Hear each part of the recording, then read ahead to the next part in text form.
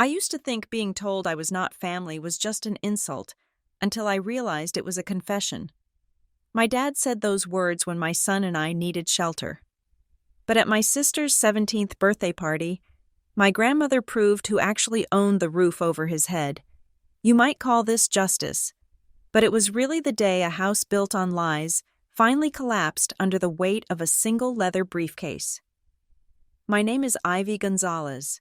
I am 38 years old, and until 48 hours ago, I still believed that rock bottom had a basement. I was wrong. Rock bottom is not a place you visit. It is a sensation you inhabit.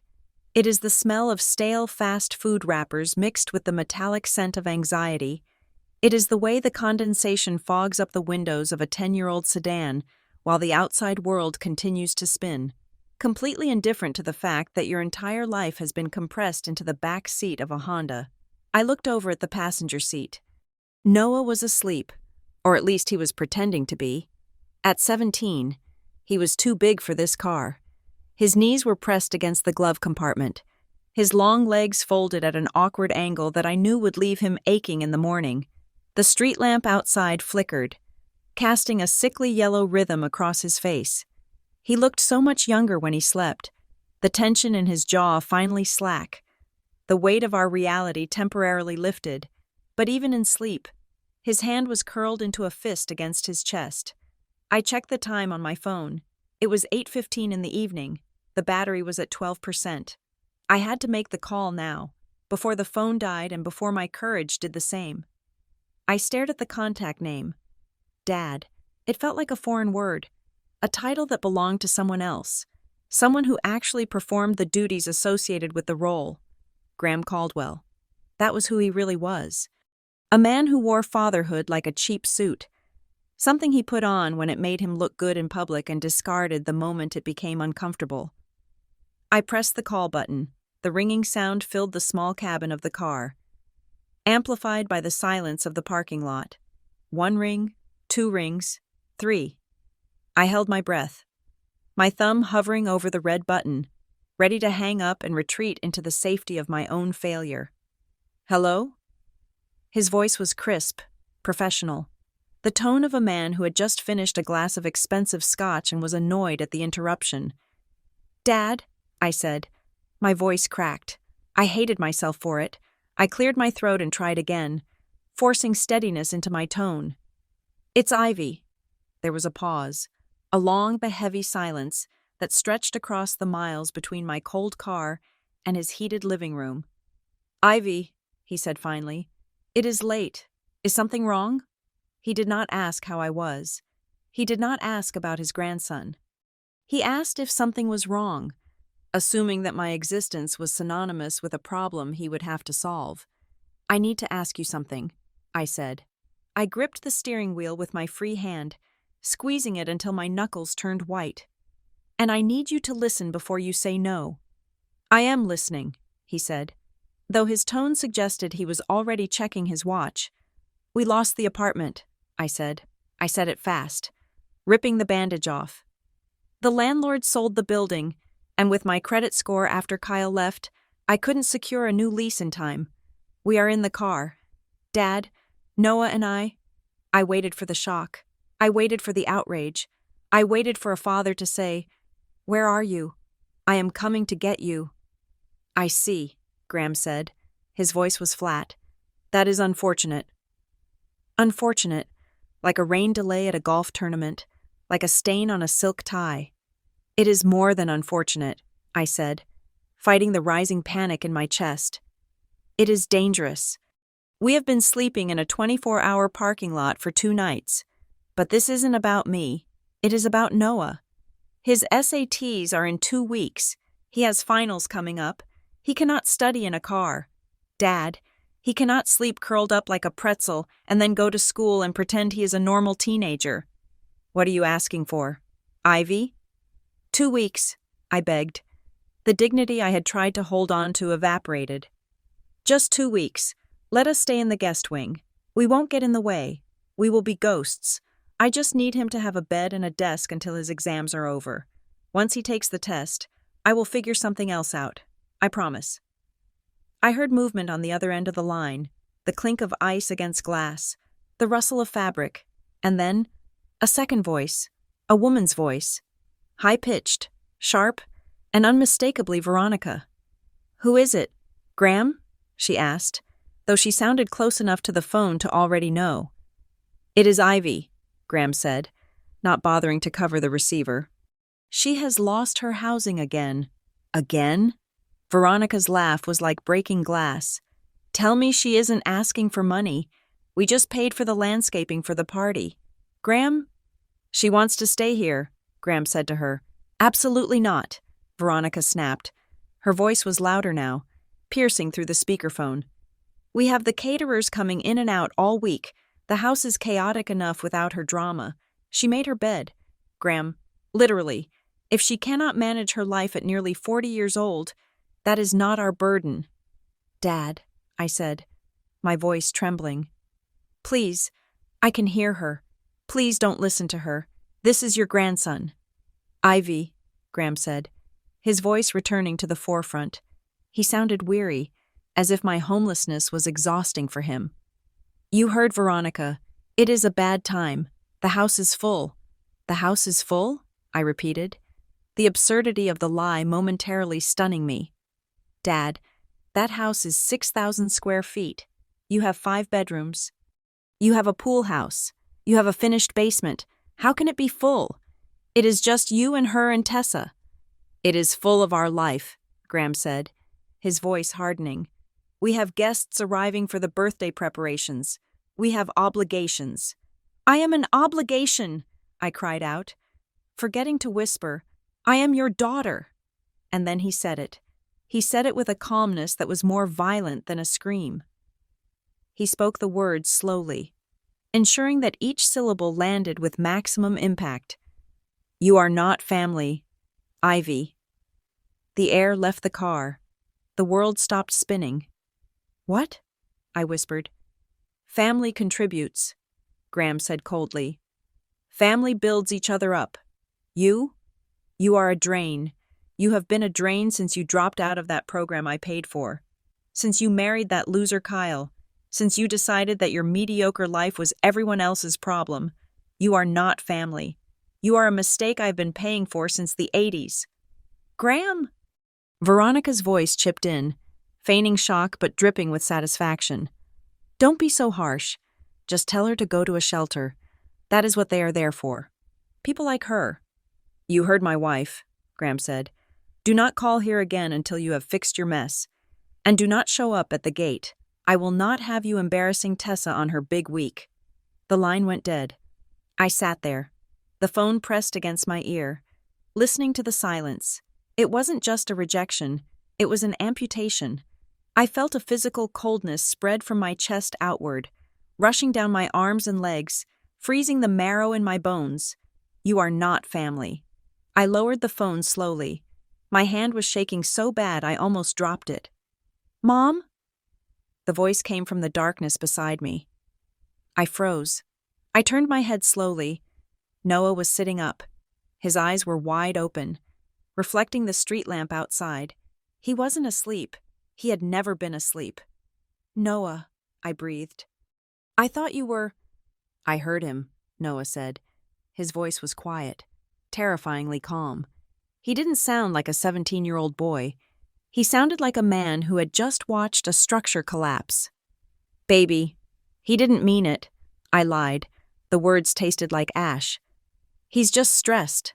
The party." "He meant it," Noah said. He looked down at his hands. They were resting on his knees.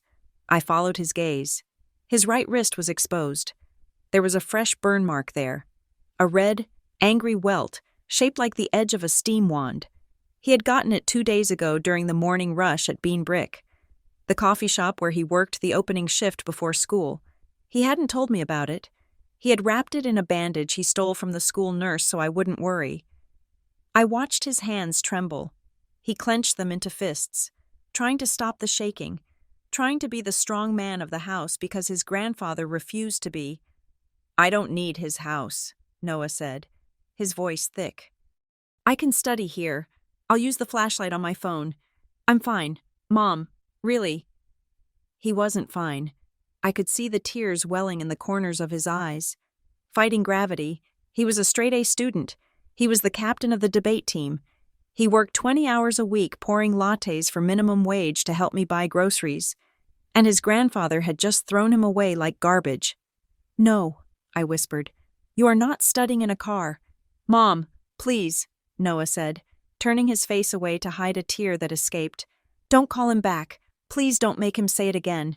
I reached out and touched his shoulder. He flinched, then leaned into my hand. We sat there in the silence of the parking lot. Two castaways in a sea of asphalt. "You are not family." The words echoed in my head, bouncing off the windshield.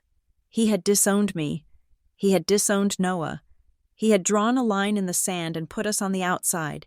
But as the shock began to recede, something else took its place, a memory. It rose from the depths of my childhood, sharp and clear. I was 10 years old. I was walking through the rose garden with my grandmother. Vivian. She was holding my hand, her grip surprisingly strong for a woman in her 70s. We had stopped in front of the main house, the massive, colonial estate that Graham now ruled like a king. "Grandma, is this Daddy's house?" I had asked. Vivian had stopped walking. She had turned to me, her blue eyes piercing. "No, Ivy," she had said. "Men like your father do not own things. They occupy them. This house isn't your father's. It is the family's. And don't you ever let him tell you otherwise." The memory hit me with the force of a physical blow. This house isn't your father's. I looked at the phone in my lap. The screen was dark, but I could see my own reflection in the black glass. I looked tired. I looked beaten. But I also looked like her. I had Vivian's jawline. I had her eyes. Graham thought he had ended the conversation. He thought he had closed the door, but he had made a fatal error. He had based his power on the assumption that he owned the ground he stood on. I unlocked my phone and opened the calendar app. I scrolled to the date. October 14th. 7 days from now. It was highlighted in blue. Tessa's 17th birthday party. It was going to be the event of the season. Veronica had been posting about it on social media for 3 months. A garden party, catered, live music. The entire social elite of the county would be there. They would be celebrating the perfect daughter in the perfect home. I looked at Noah. He had leaned his head back against the seat and closed his eyes again. Defeated. He thought this was the end. He thought we were powerless. I felt a strange sensation in my chest. It wasn't the cold anymore. It was heat. It was the slow burning fuse of a bomb that had just been lit. "Mom," Noah murmured, sensing the shift in my breathing. "What are we going to do?" I looked at the date on the screen one last time. "We are going to get some sleep," I said, my voice steady for the first time that night. "And then, we are going to make a plan." "A plan for what?" "To go home," I said. I didn't mean the apartment we lost, and I certainly didn't mean the car. Graham had said I wasn't family. He had said the house was full. He had tried to slam the door in my face, but looking at the date of that party, I realized something. He hadn't locked the door. He had just dared me to kick it down. And as I watched the street lamp flicker above us, I knew one thing for certain. By the time Tessa blew out her candles, the definition of the word family was going to look very, very different. People assume that ruin is a loud event. They imagine a bomb going off, a fire tearing through the living room, or a sudden, dramatic car crash that leaves you standing in the wreckage of your former life. But that is not how it happens.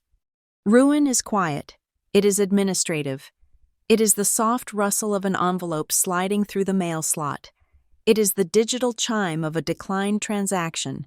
It is a slow, methodical dismantling of your existence, piece by paper piece, until you look around and realize the floor has dissolved beneath your feet. My floor began to dissolve exactly 22 months ago. Back then, I was not sleeping in a Honda Civic. I was a senior project coordinator at Northline Atelier Group, a boutique design and construction firm downtown. I had a salary that allowed me to buy organic strawberries without looking at the price tag, I had a lease on a 2-bedroom apartment in a zip code with good schools. I had a husband named Kyle who made excellent pancakes on Sundays and swore he was happy. The first domino fell on a Tuesday morning. I woke up to find the closet half empty and a note on the kitchen counter that was shorter than a grocery list. Kyle was gone. He had met someone else, a spin instructor named Jessica, and decided that his life with me and our teenage son was too heavy a burden to carry into his mid-40s. Emotional devastation is one thing. You can cry through that. You can scream into a pillow, but financial devastation is a mathematical absolute. Before he left, Kyle did not just pack his clothes. He logged into our joint checking account and transferred $18,000, our emergency fund, our rent cushion, the savings for Noah's college, into an account I could not access. I remember standing in the bank lobby, staring at the teller. She was a young woman with bright pink nails, and she looked genuinely apologetic when she told me there was nothing she could do. It was a joint account. He had every legal right to take the money. Then came the credit cards. In America, your credit score is more important than your blood type. It is your passport to housing, to transportation, to employment. Kyle had run up $14,000 on a joint card in the months leading up to his departure. Hotels, dinners, jewelry for Jessica, and left the debt in both our names. I had a choice. I could refuse to pay it, fight it in court, and watch my credit score plummet below 600. If that happened, no landlord would ever rent to me again. I would be flagged as high risk. I would be untouchable. So, I did what I had to do. I took my personal savings, the money I had set aside for a new car, and I paid his debt. I bought my credit score. I bought my ability to remain a functioning member of society. But the price was my safety net. I thought I had stopped the bleeding. I was wrong. The second domino was my mother, Elaine, 3 months after Kyle left. Mom collapsed in her kitchen. It was pancreatic cancer. Stage 4. The healthcare system in this country is a machine designed to extract every penny you have before it allows you to die. Mom had insurance, but it was the kind of insurance that covers everything except what you actually need. The co-pays for the specialists were $80 a visit. The medication to manage her pain was $200 a month, the in-home care. Because I was working 50 hours a week and could not change her IV bags during the day, was $30 an hour, entirely out of pocket. I moved her into my second bedroom to save on her rent, but the costs were a rising tide. I burned through every paycheck. I stopped buying organic strawberries. I stopped buying meat. I started taking the bus to save on gas. There was a night, about 4 months into her illness, when I broke. I was sitting at the kitchen table, surrounded by bills that totaled more than I made in 2 months. I called my father. I had not asked Graham for money in 20 years. We had a polite, distant relationship, the kind where you send Christmas cards but do not discuss feelings. But I was drowning, and this was his ex-wife. This was the woman who had raised his daughter. Graham answered on the third ring. I explained the situation. I told him about the cancer. I told him about the debt Kyle left. I swallowed my pride and asked for $5,000, just to cover the hospice nurse so I could sleep for more than 3 hours a night. That is a difficult situation, Ivy, Graham had said. His voice was devoid of empathy, like he was discussing a zoning issue. But that part of my life is over. Veronica is very uncomfortable with the idea of our resources going toward the past. It would cause friction in my home, you understand. He hung up. He did not ask to speak to her. He did not send a card. He protected his new family by erasing the old one. Mom died 6 weeks later. The funeral cost $9,000. I put it on a credit card with an interest rate of 24%. I was grieving. I was single. And I was broke. But I was still standing. I still had my job at Northline Atelier Group. As long as I had that salary, I could chip away at the mountain of debt. I could survive. Then came the third domino, the one that crushed me. Northline was a prestigious firm. They had glass walls and espresso machines and an aura of invincibility. But inside, they were rotting. The CEO had been leveraging current projects to pay off debts from previous bad investments. It was a Ponzi scheme wrapped in modern architecture. On a Friday afternoon, an email went out to the entire company. The subject line was "Important Restructuring Update." The content was a massacre. All active projects were frozen, accounts were locked, and 60% of the staff was being let go. Effective immediately. There was no severance package. There was no 2-week notice. There was just a security guard standing at my desk with a cardboard box, waiting for me to pack my personal effects. I walked out of that building into the blinding afternoon sun, clutching a box containing a stapler, a photo of Noah, and a coffee mug that said, "World's Okayest Mom." I had $200 in my checking account and rent was due in 4 days. I applied for unemployment benefits that same afternoon. I filled out the forms online, uploaded my documents, and hit submit. I calculated that the weekly benefit would be just enough to cover rent and electricity if we ate instant noodles for every meal. But the system is not designed to help you. It is designed to discourage you. 2 weeks went by. My application status said pending. I called the unemployment office. I sat on hold for 4 hours, listening to a looped saxophone melody that sounded like a funeral dirge. When a human finally answered, she sounded exhausted. "Your application has been flagged for identity verification," she told me. "There is a backlog. It will take 6 to 8 weeks to clear." "I don't have 8 weeks," I told her, fighting the urge to scream. "I have rent due yesterday." "I'm sorry," she said. "There is nothing I can do." The dominoes were moving faster now. The landlord, a corporate management company managed by an algorithm, sent the first notice, late fee applied, then the second notice, pay or quit. I started selling things. I sold my jewelry. I sold the designer handbags I'd bought in my 20s. I sold the television. I sold the dining room table, and we ate on the floor. It bought us 1 more month. This is the part that hurts the most.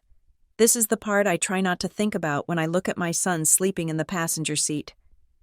Noah saw it happening. He was 16 then.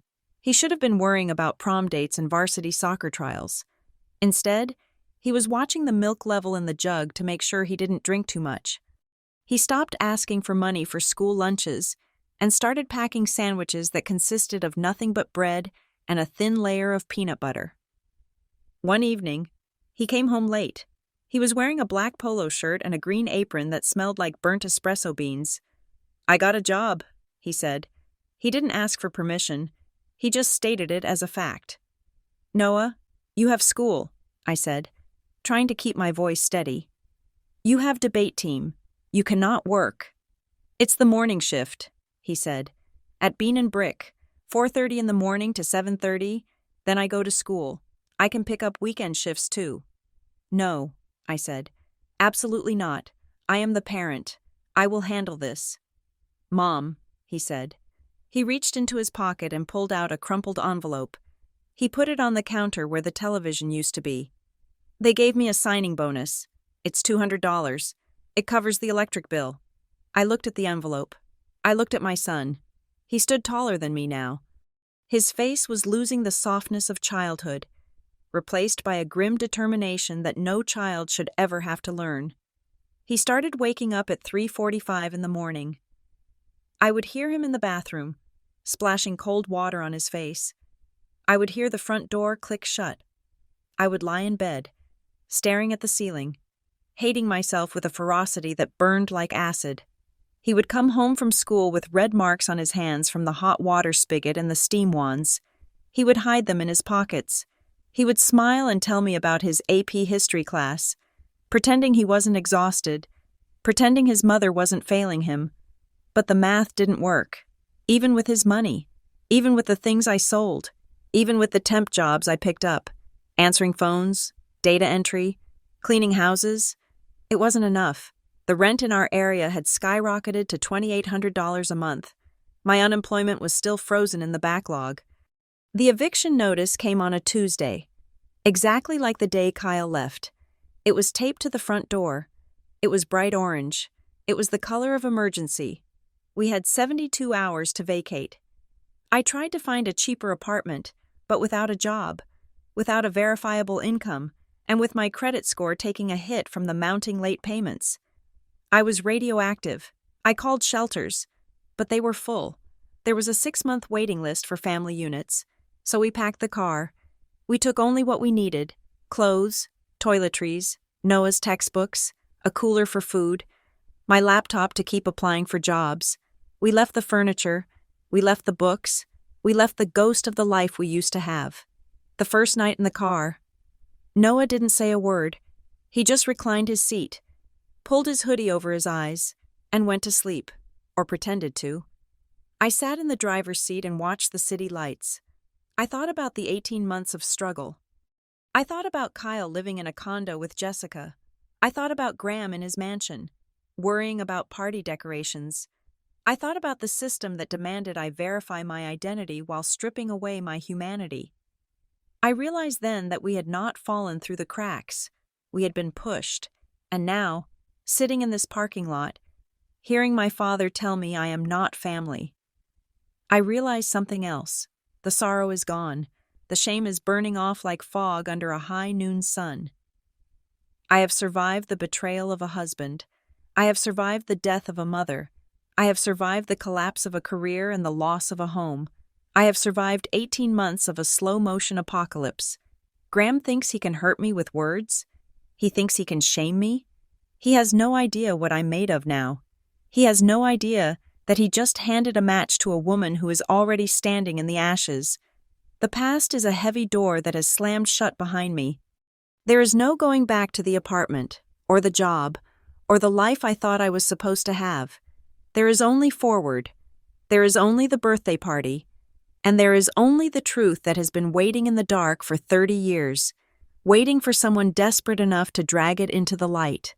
There is a specific kind of silence that exists inside a car when the engine is off and the world outside is asleep. It is not peaceful. It is heavy. It presses against the windows like water against the hull of a submarine. In the daylight, a Honda Civic is just a vehicle, a way to get from point A to point B. But at 3 o'clock in the morning, parked in the far corner of a 24-hour superstore lot, it becomes a cage. We had chosen this lot because it was well lit and because there were security cameras, in the strange, unspoken hierarchy of the homeless. This was considered high-end real estate.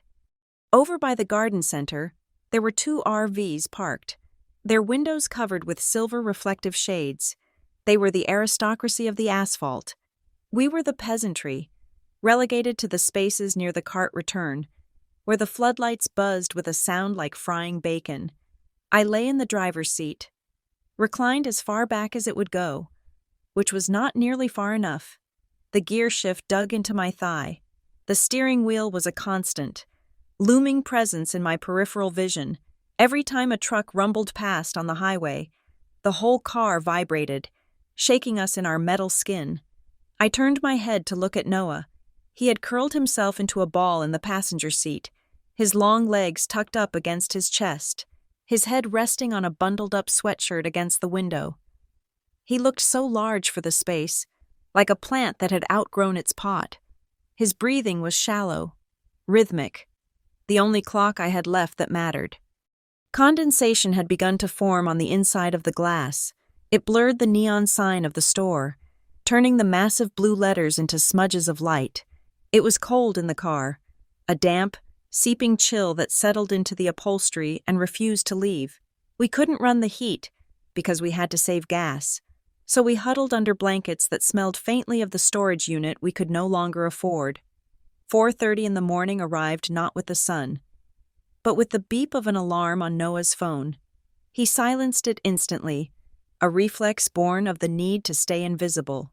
I watched him through half-closed eyes, pretending to be asleep so he wouldn't feel the weight of my witnessing. This was the hardest part of the day, the waking up, the realization that the nightmare wasn't a dream. Noah sat up, groaning softly as his spine cracked. He rubbed his face with his hands, scrubbing away the exhaustion. Then, the ritual began. It was a heartbreaking choreography of modesty. He had to change from his sleeping sweatpants into his work khakis without leaving the front seat. He shimmied and twisted, hitting his elbows against the door. his head against the roof. He did it all in silence, biting his lip to keep from cursing. I saw him pull a stick of deodorant from his backpack. He applied it heavily, aggressively. It was his armor. He was terrified of smelling like a car. He was terrified that the customers at Bean and Brick, or the kids at school, would catch a whiff of stale upholstery and unwashed despair on him. He sprayed a little cologne, a cheap bottle he had bought months ago, into the air and walked into the mist, closing his eyes as if he could transport himself to a bathroom with tile floors and hot water. "I'm going to the restroom," he whispered. Knowing I was awake. "Be safe," I whispered back. "Take the phone." I watched him open the car door and step out into the cold morning air. He stretched, his breath pluming in the floodlights. He grabbed his backpack, which contained his school clothes and his toothbrush, and walked toward the sliding glass doors of the superstore. He would brush his teeth in a public sink next to a stranger. He would wash his face with gritty pink soap. He would try to flatten his hair in a mirror that was likely cracked or covered in graffiti. And then he would walk 2 miles to the coffee shop to serve cappuccinos to people who had slept in beds. I waited until he disappeared inside the store before I let myself cry. I allowed myself exactly 5 minutes. Then, I wiped my face, sat up, and started the car to warm it up for when he came back to drop off his sleeping bag. The evenings were different. The evenings were a test of endurance. 2 nights after the phone call with Graham, we were back in the same spot. The sun had gone down, and the parking lot lights had flickered on, bathing the interior of the Civic in an artificial amber glow. Noah was at his desk. This meant he was sitting cross-legged in the passenger seat, his chemistry textbook balanced on his knees, a notebook propped up on the dashboard. The overhead dome light was too harsh and drained the battery, so he was reading by the ambient light filtering in from the lamppost above us. I sat in the driver's seat, scrolling through job listings on my phone, my thumb moving mechanically. Manager wanted, experience required, must have reliable transportation. I glanced over at him. He was squinting at the page. His textbook was a second-hand copy, the corners dog-eared and soft. He was writing with a ballpoint pen that he had to shake every few minutes to get the ink flowing. "Do you have enough light?" I asked. "It's fine," he said, not looking up. "I can turn the map light on for a few minutes." "Mom, save the battery. I can see. It's fine. It's fine." That was his mantra. If his leg was falling asleep, it was fine. If he was hungry, it was fine. If his life was falling apart, it was fine. I watched him struggle to draw a molecular structure. The paper of his notebook was wrinkled from the humidity in the car. He erased something, and the thin paper tore. He froze. He stared at the rip in the paper for a long second, his hand hovering over the page. I saw a tremor in his fingers. He closed the book slowly. He capped the pen. He didn't slam anything. He didn't yell. He just set the notebook on the dashboard and stared out the windshield at a shopping cart that had been abandoned against the curb. Why does he hate me? The question was so quiet I almost missed it. It wasn't angry. It was hollow. I put my phone down. "Who?" "Grandpa," Noah said. He turned to look at me, and in the amber light, his eyes looked ancient. "I get why he might be mad at you. Adults have history, but I didn't do anything. I get good grades. I work. I don't do drugs. I'm not a screw-up. So why does he look at me like I'm something he stepped in?" My heart fractured. It is one thing to fail yourself. It is another to watch your child internalize that failure as a character flaw. I shifted in my seat to face him, ignoring the protest of my stiff lower back. "Noah, listen to me," I said, my voice fierce. "He does not hate you. Hate requires passion. Hate requires effort. Your grandfather doesn't have that." "Then what is it?" "It's erasure," I said. I decided then that I would not lie to him. He was sleeping in a parking lot. He had earned the truth. Your grandfather sees life as a series of drafts, like an architect. If the building doesn't look the way he wants, he doesn't fix it. He tears it down and builds a new one on top of the rubble. Noah listened. his gaze intense. I was the first draft, I continued. Me and your grandmother. We were the starter family. We were messy. We had problems. When he met Veronica, he saw a chance to build the shiny, perfect glass skyscraper he always wanted. Tessa is that skyscraper, and every time he looks at us, at me, and especially at you, he is reminded of the old building. We are the cracks in his foundation. He doesn't hate you, Noah. He is afraid of you. He is afraid that you are proof that he isn't perfect. Noah absorbed this. He looked down at his hands, the hands with the coffee burns, the hands that wrote essays by street lamp light. So we are just garbage? Leftover construction materials? No, I said. We are the part of the story he can't edit out, and that makes him furious. Noah was silent for a long time. He picked at a loose thread on the seatbelt. A police cruiser rolled slowly through the aisle ahead of us. Its spotlight sweeping over the cars. We both froze, holding our breaths until the light passed. The fear was physical. If they knocked, if they told us to move, I didn't know where we would go. We were running out of safe corners. When the cruiser was gone, Noah spoke again. If Grandma Vivian was here, he said, she wouldn't let us stay in a car. The name hung in the air. Vivian. I hadn't thought about my mother-in-law, my father's mother, as an option. Not really. In my mind, she was a figure from the past, trapped in the amber of my childhood memories. She is still alive, Noah said. It wasn't a question. Yes, I said. She is. Why don't we call her? It is not that simple. I sighed, rubbing my temples. Veronica manages her. For the last 5 years, every time I call the landline, Veronica answers, or the housekeeper answers and says Vivian is resting, or she is having a bad day, or she is confused. Veronica says Vivian's dementia makes her volatile. She says it upsets her to talk to people outside the immediate circle. Do you believe her? Noah asked. I looked at him. Do I believe the woman who just left us to sleep on the street? I thought about the last time I had actually seen Vivian, 3 years ago at a mandatory holiday dinner. She had seemed frail. Yes, she had repeated herself a few times, but there was a sharpness in her eyes when she looked at Veronica, a glint of steel that didn't look like dementia. It looked like loathing. Graham said, "You are not family," Noah said, quoting the words that had been haunting us for 48 hours. But he is just the son, right? It was Vivian's husband who built the company. It was Vivian's house first. Yes, I whispered. It was. Then he doesn't get to decide who is family, Noah said. She does. He looked at me, and for the first time in days, the defeat was gone from his face. It was replaced by something calculating, something dangerous.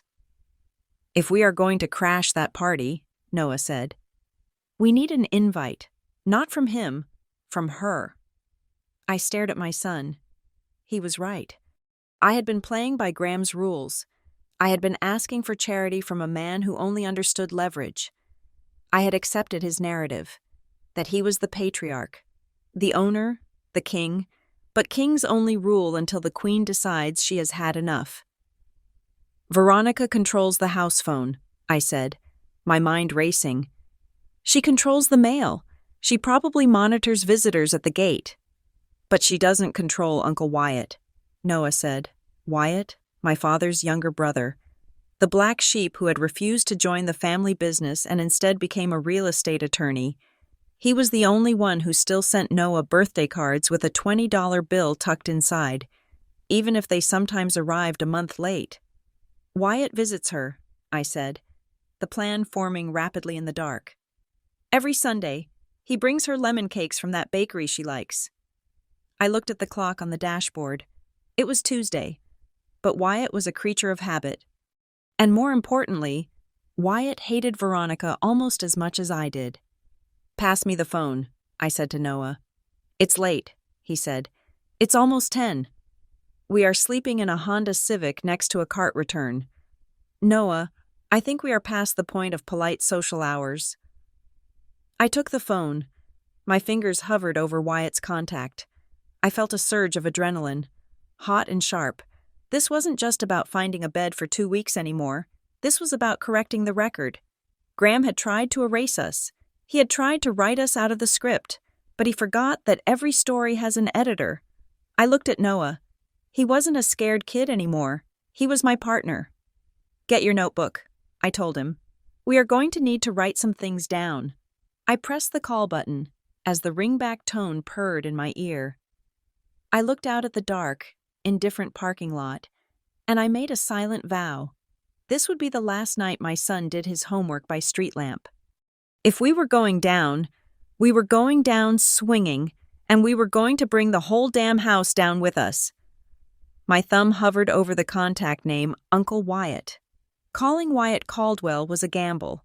In the ecosystem of the Caldwell family, my father was the shark, loud, constantly moving, devouring whatever space he occupied. Wyatt was different. He was a deep-sea creature, quiet, observant.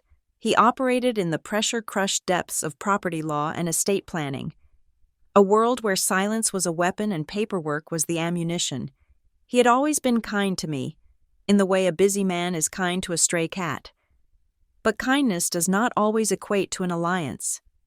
"Put it on speaker," Noah whispered. He had his pen poised over his notebook, his face illuminated by the dashboard lights. I tapped the screen. The ringing sound was a rhythmic pulse in the silent car. "Ivy?" Wyatt's voice was crisp, lacking the sleepiness I expected for this hour. He was likely still in his office, surrounded by mahogany and the smell of old ink. "Uncle Wyatt?" I said, trying to keep the desperation from leaking into my voice. "I am sorry to call so late." "It is fine," he said. I could hear the scratching of a fountain pen on paper in the background. "I assume you are not calling to ask about my golf handicap. Graham told me you called him earlier." I stiffened. Of course Graham had told him. The brothers talked daily, mostly about money. "Did he tell you what he said to me?" I asked. The scratching sound stopped. "He said you asked for a loan," Wyatt said carefully, "and that he declined." "I didn't ask for a loan. Wyatt, I asked for a room. 2 weeks, just so Noah can finish his exams." There was a pause on the line. "A room? Ivy, where are you?" "We are in my car," I said. "We have been sleeping in a parking lot for 2 nights. "Jesus," Wyatt breathed. The professional veneer cracked, just for a second. "He did not tell me that part. He said you were looking for a handout." "He told me the house was full," I said, the anger rising in my throat again like bile. "He told me I was a drain, and then he said—" I took a breath, needing to say it out loud to a witness. He said, "You are not family." The silence that followed was different from the pauses before. It was sharp. It was the silence of a man who had just found a smoking gun in a pile of evidence. "He used those words?" Wyatt asked. His voice had dropped an octave. It was no longer the voice of an uncle. It was the voice of legal counsel. "He specifically said, 'You are not family?'" "Verbatim," I confirmed, with Veronica cheering him on in the background. "That is interesting," Wyatt said. "That is very, very interesting." "Why?" I asked. "Because it is cruel?" "Because it is legally perilous," Wyatt said. I heard the sound of a heavy leather chair shifting as he leaned forward. "Ivy, listen to me very carefully. You know I handle the family trust. I have been trying to keep the peace between your father and your grandmother for a decade, but Graham has a habit of forgetting the fine print." "What fine print?" "The house," Wyatt said. "The estate on Highland Avenue, the one he just kicked you out of. Graham refers to it as his house. He has his name on the mailbox. He pays the gardeners. But do you know whose name is on the deed?" I shook my head, then realized he couldn't see me. I assumed it was his, or theirs, him and Veronica. "It is not," Wyatt said. The satisfaction in his voice was palpable. "That house is the primary asset of the Vivian Caldwell Revocable Trust. Your father does not own a single brick of that structure. He is a beneficiary with residency privileges. Technically, Ivy, in the eyes of the state and the law. Your father is a tenant, a very spoiled, non-paying tenant. I looked at Noah. His pen was moving furiously across the page, writing down trust and tenant in block letters. Wait, I said, trying to process this. If he doesn't own it, how can he kick me out? He can't, Wyatt said. Not unilaterally. The trust grants residency to Graham Caldwell and his direct descendants. That phrasing is specific. It was written that way 40 years ago to ensure that if he ever got divorced, his children would always have a roof, by denying you shelter. And specifically by verbally disowning you as not family, he is arguably in breach of the occupancy agreement. He is acting as a hostile trustee. Even though he isn't the trustee, Vivian is... A memory flashed through my mind. I was 12 years old. It was a rainy Tuesday. I was running through the hallway of the big house, my sneakers squeaking on the polished hardwood. Graham had yelled at me to stop making noise, telling me to go to my room. Vivian had emerged from the library. She didn't yell. She just walked over to the wall, placed her hand flat against the wainscoting, and looked at Graham. This wood remembers my grandfather. Graham, she had said softly, it does not know your name yet. Do not shout in a house where you are a guest. I had thought it was just her way of putting him in his place. I didn't realize she was quoting the lease. So Vivian has the power, I said to Wyatt. But does she know? Does she know he turned us away? That is the problem, Wyatt sighed. He sounded tired now. I have been in London for the past 3 weeks closing a merger. I haven't seen Mother in a month. Veronica has effectively become the gatekeeper. She screens the calls. She manages the schedule. She claims Mother is frail and confused and needs rest. She is isolating her, Ivy. Why? Because of the amendment, Wyatt said. What amendment? There is a document sitting on the desk in the study right now, Wyatt explained. I saw a draft of it before I left. Graham and Veronica have been pushing Mother to sign it. It is a modification to the trust. It transfers the title of the Highland Avenue estate directly to Graham, free and clear, effectively ending the trust's control over the property. They are framing it as estate planning simplification. They tell her it is to save on taxes. Is it? It is a power grab, Wyatt spat. Once Graham owns the deed, the direct descendants clause vanishes. He can sell the house. He can mortgage it, or more likely, he can ensure that when he passes, the entire asset goes to Veronica and Tessa, leaving you with nothing. Veronica has been pushing for this for years. She wants to liquidate the asset and move to a condo in Florida. But to do that, she needs Vivian's signature. And she needs Vivian to be confused enough to sign it, but lucid enough for it to hold up in court. I realized the cruelty of it made my stomach turn. They weren't just neglecting my grandmother. They were gaslighting her into signing away her legacy. Exactly, Wyatt said. If Graham told you, you are not family, it is because he thinks he has already won. He thinks the house is as good as his. He is acting with the arrogance of ownership before the ink is even wet. He said something about a big announcement at Tessa's party, I said. He said the house was full of guests for the preparation. The party, Wyatt murmured. Of course, that is the deadline. They want to announce the transfer of the estate as part of Tessa's legacy. It is a public coronation. Look at how successful we are. Look at this house we own. Wyatt, I said, gripping the phone tight. I need to talk to her. You can't call the house line, Wyatt said. Veronica has it forwarded to her cell half the time, and the staff is loyal to whoever signs the checks, which right now is Graham. There has to be a way. There is, Wyatt said. But you have to be careful. If Veronica knows you are making a move, she will expedite the signing. She will claim Vivian is too sick for visitors. She will lock the gates. I don't care about the gates, I said. I care about the truth. Do you have a pen? Wyatt asked. Yes, I said. Noah was already hovering the pen over a fresh line. Mother has a private line in the sunroom. It is an old landline, a copper wire connection that she refused to let Graham disconnect because she says digital phones sound like robots underwater. Veronica forgets it exists because she never goes into the sunroom. The ringer is turned off, so you have to let it ring. The light on the handset will flash. If Mother is in her chair, and she is always in her chair at 9 in the morning drinking her tea, she will see the light. Wyatt recited the number.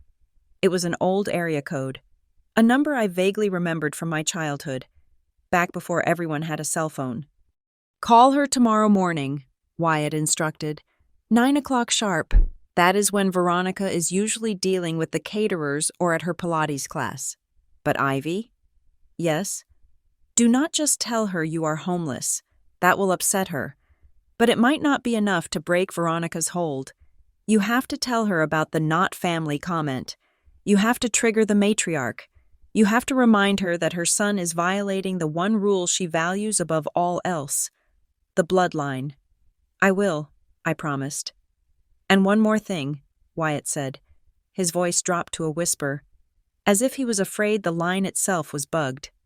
"If you do this, if you pull this thread, the whole tapestry is going to unravel. Graham could lose his standing. The family reputation will be dragged through the mud.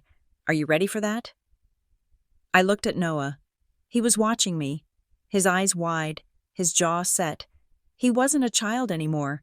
He was a survivor of a war he hadn't asked to fight. "Wyatt," I said, "my reputation is sleeping in a Honda Civic. I don't think I have much left to lose." "Good point," Wyatt said. "Give them hell. Ivy, I fly back on Sunday morning. I will see you at the party. I will bring the original trust documents." "You're coming?" "I wouldn't miss it," Wyatt said. "I enjoy a good fireworks display." The line went dead. I sat there for a moment, the silence of the car feeling different now. It wasn't oppressive anymore. It was expectant. "You got the number?" I asked Noah. He turned the notebook toward me. The 10 digits were written in bold, dark ink, underlined twice. "The sunroom," Noah said. "I remember that room. It smells like lavender and old paper." "She sits there every morning," I said, picturing Vivian in her high-backed velvet chair, looking out at the rose garden that she had planted with her own hands 40 years ago. "She watches the birds." "Do you think she knows?" Noah asked. "About us? About everything?" "I think she suspects," I said. "Vivian Caldwell doesn't miss much, but suspicion is not the same as knowledge. Veronica has been feeding her a diet of lies. Ivy is busy. Ivy is fine. Ivy didn't call." "Tomorrow we feed her the truth," Noah said. I looked at the time. It was late. We needed to sleep, but for the first time in 2 days, my mind wasn't racing with panic. It was racing with strategy. Graham was living in a glass house, throwing stones at his own daughter. He thought he was the king of the castle. He didn't realize he was just a squatter in a queen's palace. "Mom," Noah said, putting the notebook away, "what is a life estate?" "It means you have the right to live somewhere until you die," I explained, adjusting my seat back.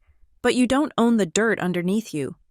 "So, technically," Noah said, a small, dark smile touching his lips, "if Grandma gets mad enough, she can evict him?" "Technically," I said. "Yes. That," Noah said, closing his eyes, "is a really nice thought to fall asleep to." I watched him settle in. The car was still cold. The seat was still hard. We were still broke, but we had a weapon now. We had 10 digits and a secret that was worth more than the 6,000-square-foot house on Highland Avenue. I looked out at the parking lot. The security guard was driving his little cart around the perimeter, flashing his yellow light. Usually. He made me nervous. Tonight, I barely noticed him. I was thinking about the sunroom. I was thinking about the flashing red light on an old beige telephone. I was thinking about my father's face when he realized that the family he had discarded was about to become the judge, jury, and executioner of his comfortable life. Tomorrow, at 9 o'clock, the war would begin. The digital clock on the dashboard changed from 8:59 to 9 o'clock. It was a small shift, just a single pixelated digit rearranging itself, but in the silence of the car, it felt like a gavel coming down. I looked at the phone in my hand. My palms were sweating, leaving damp smudges on the screen. Beside me, Noah was sitting perfectly still, his hands clasped between his knees, staring at the device as if it were a bomb we were about to defuse. "Do it," Noah whispered. I took a deep breath, inhaling the stale air of our mobile living room, and dialed the number Wyatt had given me. The ringing sound was different from a cell phone. It was a deep, mechanical trill that echoed the age of the copper wires carrying it. 1 ring, 2 rings, 3 rings. Panic began to rise in my throat. What if Wyatt was wrong? What if Veronica had found the phone and unplugged it? What if my grandmother was sleeping, or worse? What if the dementia Veronica loved to talk about was real, and she was staring at the flashing light without understanding what it meant? On the 4th ring, the line clicked open. "Hello?" The voice was immediate. It was sharp. It was not the voice of a confused old woman lost in the fog of memory. It was the voice of Vivian Caldwell, the woman who had once stared down a union strike at the factory in the 80s with nothing but a pearl necklace and a microphone. "Grandma?" I said. My voice was small, a child's voice. I hated it, but I couldn't stop it. There was a pause on the other end, a sharp intake of breath. "Ivy?" "Yes, Grandma. It is me. Ivy Elizabeth," she said, using my full name. Her tone was not angry, but it was thick with something else, relief, perhaps, or vindication. "I have been staring at this telephone every morning for 6 months waiting for the light to flash. That woman tells me you are in Europe. She tells me you are too busy with your big career to call your old grandmother." "I am not in Europe, Grandma," I said. A tear leaked out, hot and fast. I wiped it away angrily. "I know you are not," Vivian said. "I may be old, Ivy, but I am not an idiot. I know the difference between a granddaughter who is busy and a granddaughter who is being blocked. Now tell me, why are you calling on the emergency line?" I opened my mouth to speak, but the words stuck. How do you tell the woman who built the family empire that her legacy is currently parked next to a cart return? "Ivy?" Her voice softened, losing its matriarchal edge and becoming the voice that used to read me stories. "I know you are struggling. I just did not know how bad it had become." That broke me. It wasn't the accusation that hurt. It was the kindness. "It is bad, Grandma," I choked out. "I lost the job. I lost the apartment. Kyle left us with nothing but debt. I tried to fix it. I promise you. I tried so hard. I sold everything. I worked temp jobs. But the rent was just too high." I heard the rustle of fabric on the other end, as if she was shifting in her chair, leaning closer to the receiver. "Where are you living?" she asked. "We aren't," I said. "We are in the car. Me and Noah. We have been sleeping in a parking lot for 3 nights. The silence that followed was terrifying. It was absolute. For a second, I thought the line had gone dead. "In a car," she repeated. The words were flat, devoid of inflection. "My great-grandson is sleeping in a car.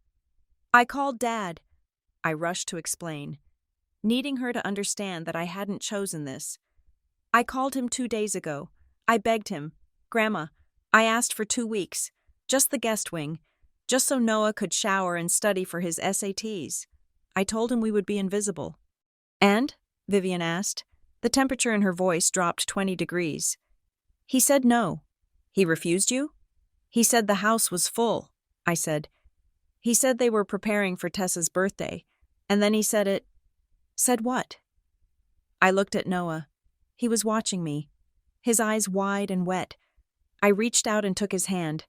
His palm was rough from the sanitizer and the hot water at the coffee shop. He said, "You are not family," I whispered into the phone. "He said I was a drain. He said I wasn't family anymore." Vivian did not gasp. She did not cry out. She went completely still. The silence stretched out, heavy and suffocating. It was the calm before a tsunami. "Ivy," she said finally. Her voice was barely a whisper, but it carried a weight that made the hair on my arms stand up. Did he say that in front of the boy? I looked at Noah's face, at the burn on his wrist, at the dark circles under his eyes. Yes, I said. Noah heard everything. He was sitting right next to me. He heard his grandfather disown him? Yes. I see. 2 words, but they were spoken with a finality that sounded like a prison door slamming shut. Grandma, I said, I don't want to cause trouble. I just didn't know who else to call. Wyatt said the house might still be in your trust, and I thought maybe— Stop, Vivian commanded. Do not apologize, and do not speak to me about legalities. The law is a tool. Ivy. What we are discussing here is sin. To turn away a stranger is cruel. To turn away your own blood, your own daughter, is a sin. But to tell a child he is nothing? To tell a 17-year-old boy who is sleeping in a car that he is not family? She let out a short, sharp breath. Graham has made many mistakes in his life, she said. He is weak. He is vain. He lets that woman lead him around by his nose because he is afraid of being alone. I have tolerated it. I have tolerated her spending, her redecorating, her little social games. I stayed in my room and let them play house because I was tired. Ivy, I was so tired. I know, Grandma. But I am not tired anymore, she said. The steel was back, harder than before. I am wide awake. Wyatt said they are trying to make you sign something, I warned her. He said Veronica wants the deed. Oh, I know what they want, Vivian said dismissively. She brings me papers every afternoon with my tea. She smiles and tells me it is for my benefit. She thinks I am a senile old bat who can't read fine print. I have been running companies since before she was born. I know a theft when I see one. Grandma, are you safe? I asked. Are you okay there? I am in my own house, Ivy, she said. The house my husband built, the house I paid for. Graham forgets that. He thinks because he wears the suits, he is the boss. He is about to learn that he is just the manager, and managers can be fired. She paused. Put the boy on the phone.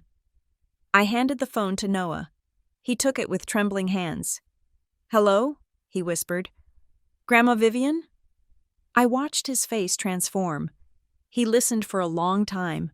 His shoulders, which had been hunched up around his ears for days, slowly dropped. He bit his lip. He nodded. Even though she couldn't see him. Yes, ma'am, he said. I work at Bean and Brick, the morning shift. He listened again. Tears started to stream down his face. But he was smiling, a real smile. No, I don't mind it, Noah said. I like the coffee smell. It's just the customers can be mean sometimes. He paused. You really think so? He wiped his eyes with his sleeve. Thank you, Grandma. Yes, I will tell her. He handed the phone back to me. He looked like someone had just taken a 50-pound pack off his back. She wants to talk to you, Noah said. I put the phone back to my ear. Grandma? That is a good boy, Ivy, Vivian said. Her voice was fierce. He told me he is ashamed of working. I told him that the only thing shameful in this family is a man who lives in a mansion he didn't pay for while his grandson pours coffee to buy textbooks. I told him that his burnt hands are worth more than his grandfather's entire wardrobe. Thank you, I sobbed. Thank you for saying that to him. Now, listen to me, Vivian said. The softness was gone. She was giving orders now. You are coming to the party. What? I panicked. Grandma, we can't. We have nothing to wear. We haven't showered in a real bathroom in 3 days. Veronica will throw us out the second we step through the gate. She has security. Let her try, Vivian said. You are coming. Saturday evening, 6 o'clock. You will walk through the front gate. And you will hold your head up. You are not coming to beg. Ivy, you are coming to witness. Witness what? The truth, Vivian said. Veronica plans to make a speech. She plans to announce her great victory. She thinks she is going to unveil the future of the Caldwell family. I heard a sound on the other end, the click of a latch, like a box being opened. "I have retrieved something from the safe," Vivian said. "It is an old leather briefcase. My husband used it for 40 years. It has been sitting in the back of my closet, gathering dust. I took it out this morning." "What is in it?" I asked. "Everything," Vivian said. "The trust deeds, the original incorporation papers, the ledger of every cent Graham has borrowed from the estate in the last 20 years, and the new will I drafted with Wyatt 3 months ago. The one Veronica doesn't know exists. Grandma, if you do this—" "They wanted a show," Vivian interrupted. "They wanted a big party with all the important people in town. They wanted to show off their perfect family. Well, I am going to give them exactly what they asked for." "But Veronica," I said, the fear of my stepmother still lingering. "She is vicious, Grandma. She will try to stop you. She will say you are crazy." "Let them talk," Vivian said. Her voice was icy calm. "I do not need to scream to be heard. Ivy, I possess the one thing they do not." "What is that?" "The signature," Vivian said. "And on Saturday, I am going to use it." "We will be there," I said, realizing there was no other choice. "We will be there, Grandma." "Good. And Ivy?" "Yes?" "When you walk in, do not look at your father. Look at me. I will be sitting in my chair at the head of the garden. You come to me. Do you understand?" "I understand. Go now," she said. "Get the boy some breakfast, and tell him his great-grandmother is very proud of his hands." The line clicked dead. I lowered the phone. The silence in the car returned. But it wasn't empty anymore. It was charged. It was electric. I looked at Noah. He was staring out the window. But he wasn't looking at the shopping carts or the bleak parking lot. He was looking at his own reflection in the glass, and he was standing a little straighter. "She said we have to go," I said. "I know," Noah said. He turned to me. "She told me that coffee stains wash out, but cowardice doesn't." I let out a breath that felt like it had been held for a lifetime. "She's right," I said. "She said she has a briefcase," Noah added. "She said it's going to silence everyone."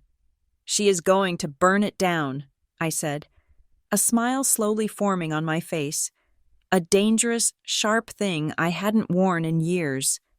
"She is going to burn the whole fake kingdom down, and she wants us there to warm our hands on the fire." I started the car. The engine sputtered and caught. "Where are we going?" Noah asked. "To find a shower," I said, "and then to find some clothes. If we are going to a war, we might as well look like soldiers." I put the car in gear and drove out of the parking lot. For the first time in days, I didn't look in the rearview mirror. I only looked forward, toward Saturday, toward the party, and toward the reckoning that was waiting in a leather briefcase on an old woman's lap. Saturday arrived with a sky the color of bruised iron. The air was thick and heavy, the kind of atmosphere that usually precedes a thunderstorm, where the birds stop singing and the leaves turn upward in anticipation of the rain. For us, the storm was not meteorological. It was waiting for us at 6 o'clock in the evening. Behind the wrought iron gates of the Caldwell estate, we met Uncle Wyatt at the back of a strip mall 3 towns over. It was a neutral location, far enough away from Highland Avenue that no one from Graham's social circle would spot his Mercedes parked next to my battered Honda. Wyatt looked out of place in the alleyway.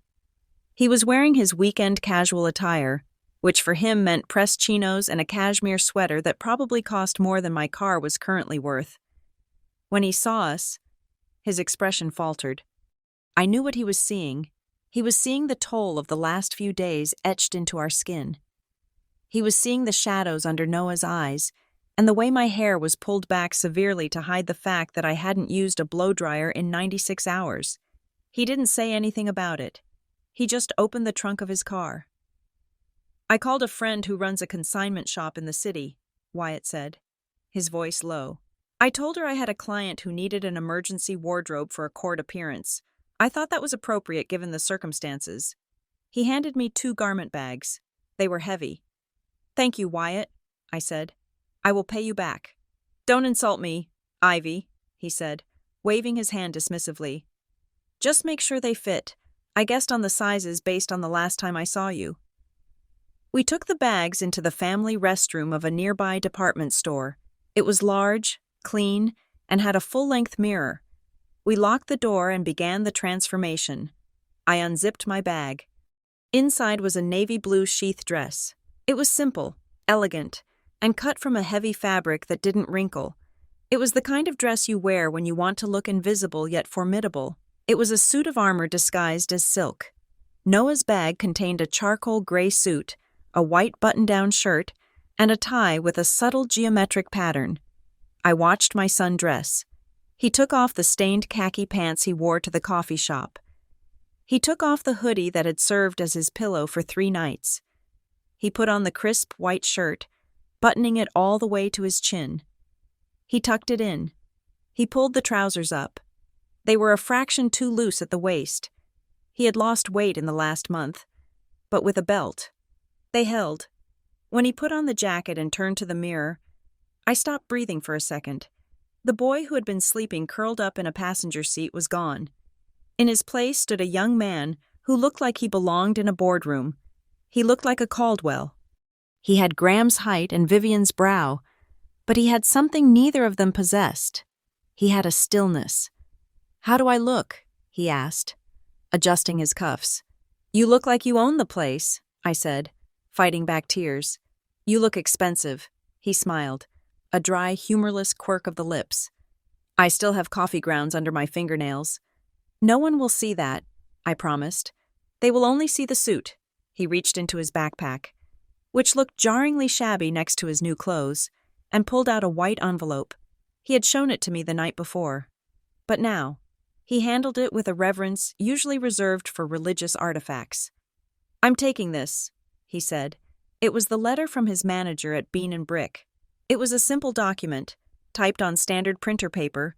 It stated that Noah Gonzalez was the most reliable employee on the roster, that he had never missed a shift, and that he handled high-pressure situations with grace. It wasn't a trust fund. It wasn't a title deed, but to Noah, it was the only currency he had that was truly his. "Do you think Grandma will actually want to read it?" he asked, a flicker of insecurity breaking through his polished exterior.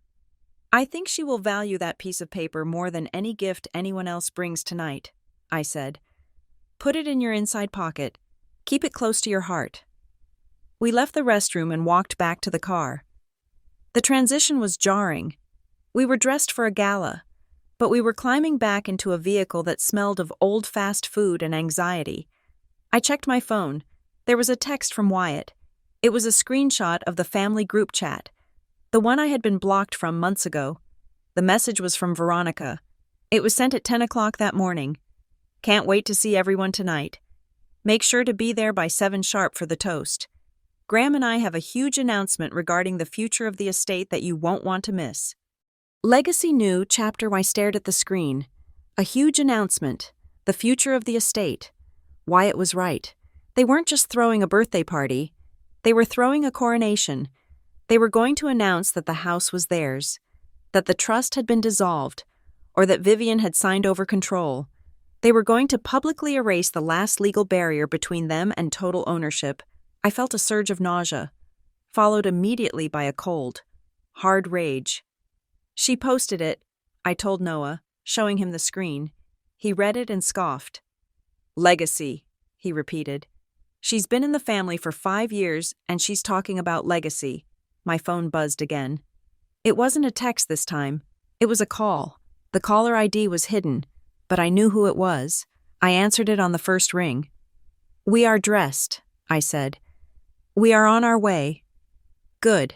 Vivian's voice came through the speaker. She sounded different than she had yesterday. Yesterday, she had been emotional. Today, she sounded like a general surveying a battlefield. "Where are you?" "About 30 minutes out," I said. "Grandma, Wyatt sent me the screenshot. Veronica is planning an announcement." "Let her announce," Vivian said calmly. "Let her climb as high as she wants. The fall is longer from up there." "I am worried about Graham," I admitted. "If he sees us, if he tries to throw us out before you can intervene." "He won't," Vivian said. He is too concerned with appearances.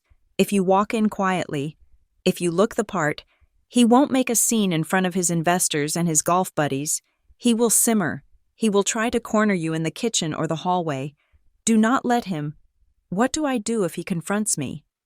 You smile, Vivian instructed. You smile the way I taught you, the smile that doesn't reach your eyes. And you say nothing. Do not engage, Ivy. Do not defend yourself. Do not explain why you are there. If you argue, you look like the crazy daughter causing a scene. If you remain silent, you look like the dignified guest, and he looks like the hysterical one. Silence, I repeated. I can do silence. And Noah? She asked. He is ready. He has his letter. Tell him to keep his head up, Vivian said. When you walk through those gates, you are entering a theater. Everyone is playing a role. Veronica is playing the benevolent matriarch. Graham is playing the successful tycoon. You two need to play the only role that matters. The witnesses. You are the mirror. Ivy. Hold it up and let them look at themselves. She hung up without saying goodbye. She didn't need to. We were on the same frequency now. I started the car. The engine whined, a stark reminder of our reality, but I ignored it. I pulled out of the strip mall and turned onto the main road that led toward the hills. The drive was a journey through the strata of American economics. We started in the commercial district, past the pawn shops and the tire centers. Then came the suburbs, the rows of sensible houses with basketball hoops in the driveways, and then the road began to climb. The houses grew apart. The lawns expanded. The fences grew higher. We passed the private school I had attended 20 years ago. We passed the country club where Graham spent his weekends. Every landmark was a phantom limb, an ache from a life that had been amputated. Noah was quiet. He was watching the scenery change, his hand resting on his chest, right over the pocket where the letter sat. "Mom?" he said as we turned onto Highland Avenue. "Yeah? What if someone asks me what I'm doing these days?" I glanced at him. The fear was back. He was terrified that in a room full of prep school kids and future Ivy League students, he would be exposed as the boy who wiped down tables for minimum wage. "You tell them the truth," I said firmly. "You tell them you are working. You tell them you are managing your own finances." "They'll laugh," he said. "Tessa's friends, they treat work like it's a hobby." "Let them laugh," I said. "You know something they don't. Noah, you know what $1 actually costs. You know how many minutes of standing on your feet it takes to earn a sandwich. That isn't shameful. That is power. They are soft. You have been forged." He looked at me, surprised by the hardness in my voice. "You don't need to prove your value to people who measure worth in trust funds," I continued. "You are bringing the only real thing into that house tonight. Don't you dare let them make you feel small." He nodded slowly. He took a deep breath and adjusted his tie one last time. "Okay," he said. "Okay." We rounded the final curve. The house loomed on the right. It was magnificent, even now, knowing the rot that lay beneath the foundation. I couldn't deny its beauty. It was a sprawling colonial mansion, white pillars gleaming in the twilight. The entire property was lit up. Strings of fairy lights were draped through the massive oak trees in the front yard. There were uplights casting dramatic shadows against the facade, and there, hanging between the two main pillars of the front gate, was a massive banner. "Happy 17th birthday, Tessa." It was gold and pink. It was obnoxious. It was a declaration of territory. Cars were already lining the long, circular driveway. Valets in red vests were running back and forth, parking Porsches and Range Rovers. The air was filled with the faint sound of a string quartet playing something polite and classical. It looked perfect.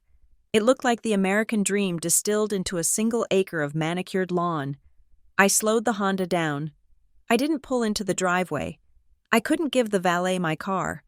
It might break down, or the muffler might fall off, or they might just look at it with that sneer I knew so well. "We park on the street," I said. "We walk in." I found a spot a block away, under the shadow of a large elm tree. I turned off the engine. The silence rushed back in. But this time, it wasn't the silence of the parking lot. It was the silence of the trenches before the whistle blows. I looked at myself in the rearview mirror. My face was pale, but my eyes were dark and steady. The navy dress looked good. It looked like armor. "Ready?" I asked Noah. He opened his door. The cool evening air flooded in, carrying the scent of expensive perfume and catered food from down the street. "No," he said honestly. "But let's go anyway." We got out. We locked the car. We began to walk toward the lights. As we approached the open iron gates, I saw the guests mingling on the front lawn. I saw the champagne flutes catching the light. I saw Veronica in a shimmering silver dress, laughing with her head thrown back, holding court. I saw Graham standing next to her, chest puffed out, looking every inch the proud owner. They looked so secure. They looked so safe in their castle. I felt a strange sense of detachment. I wasn't scared anymore. I was almost sad for them. They had no idea that the ground they were standing on was already gone. They were dancing on a trapdoor, and the lever was sitting in a briefcase on the lap of an 80-year-old woman inside. I took Noah's arm. I felt his muscles tense, then relax. "Chin up," I whispered. "We are just here to watch the show." We stepped through the gates. The gravel crunched under my heels. The sound was loud, distinct, and rhythmic. It sounded like a countdown. Tonight, someone was going to lose everything, and for the first time in 2 years, I knew with absolute certainty that it wasn't going to be me. Stepping into the garden of the Highland Avenue estate was like walking onto a film set where everyone knew their lines except for you. The lawn had been transformed. What used to be a simple expanse of green Bermuda grass was now a labyrinth of white silk tents, high-top tables draped in linen, and floral arrangements that likely cost more than my entire college tuition. A string quartet was situated near the rose bushes, sawing away at Vivaldi with a frantic cheerfulness that felt entirely at odds with the knot of dread tightening in my stomach. Noah walked beside me. He kept his elbows tucked close to his sides, his eyes scanning the perimeter. He looked terrified, but he also looked impeccable. The charcoal suit fit him well enough to pass inspection, and he held his head high, just as we had practiced in the car. We moved from the gravel driveway onto the grass. The sound of our arrival was masked by the chatter of 100 guests, the clinking of crystal, and the hum of polite, wealthy laughter. Then, the heads started to turn. It began with a woman in a canary-yellow dress near the entrance. She glanced at us, looked away, and then did a double-take. She nudged the man beside her. He turned. His eyes narrowed behind gold-rimmed glasses. He performed the scan, that uniquely American assessment of worth that happens in less than a second. He looked at my shoes.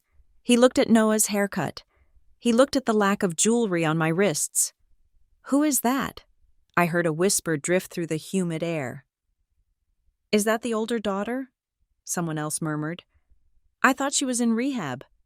"No, I heard she moved to Europe. Look at the boy. Who is he?" The whisper spread like a contagion. As we walked deeper into the party, a path seemed to clear before us. It wasn't out of respect. It was out of confusion. We were anomalies. We were ghosts who had shown up to a celebration of the living. I kept my eyes fixed on the far end of the garden, where a raised platform had been set up for the cake cutting. I didn't look left. I didn't look right.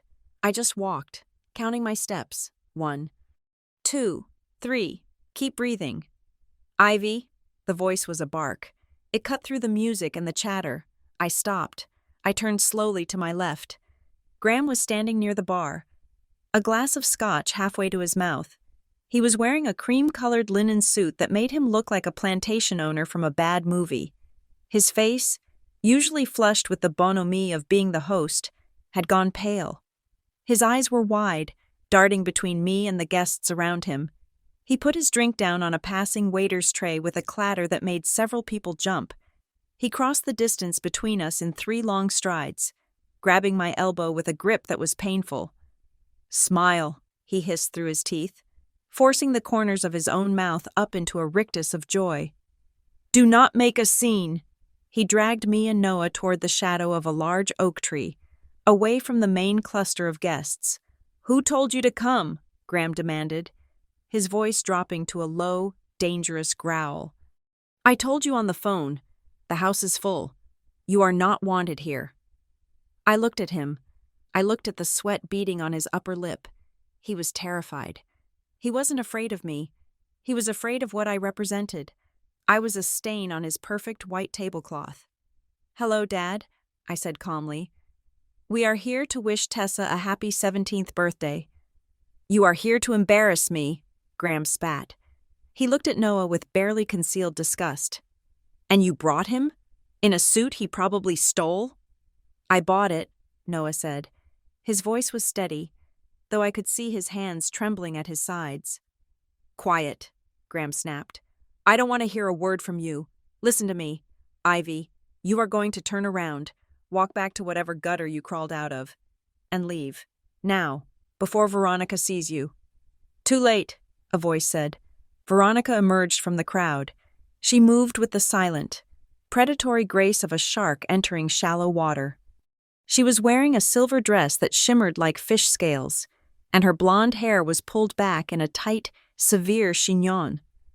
She didn't look at Graham. She looked straight at me. Her eyes were cold, calculating, and utterly devoid of warmth. Ivy, she said, I see you didn't get my message. I got the message.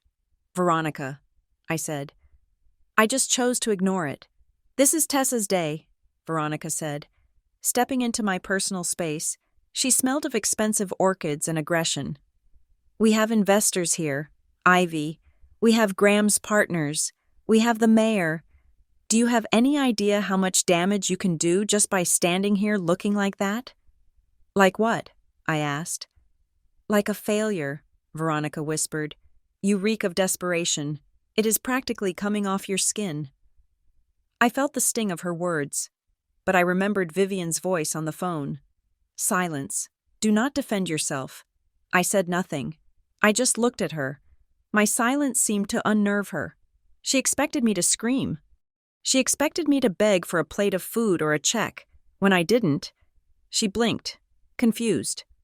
Well, Graham said, looking at his wife. Call security. Have them escorted out. Veronica paused. Her eyes darted around the party. She saw people watching us. She saw the cell phones being raised. The little black lenses pointed in our direction. No, Veronica said slowly, a smile curling her lips. No security. That would look aggressive. We are a loving family, remember? She turned to the guests nearby, raising her voice just enough to be heard. Ivy, it is so brave of you to come, she announced, her tone dripping with fake sympathy. I know how hard things have been for you since everything fell apart. We are just happy you could find a way to get here. She was spinning it. She was turning my presence into an act of charity on her part. Suddenly, a man stepped out of the crowd. He was holding a martini, his face flushed with alcohol. I recognized him. It was Mr. Sterling, one of Graham's golf partners. He was a man who owned a chain of car dealerships and had never been told no in his life. He looked at Noah. He squinted. Hey, Sterling said, pointing a thick finger at my son. I know you.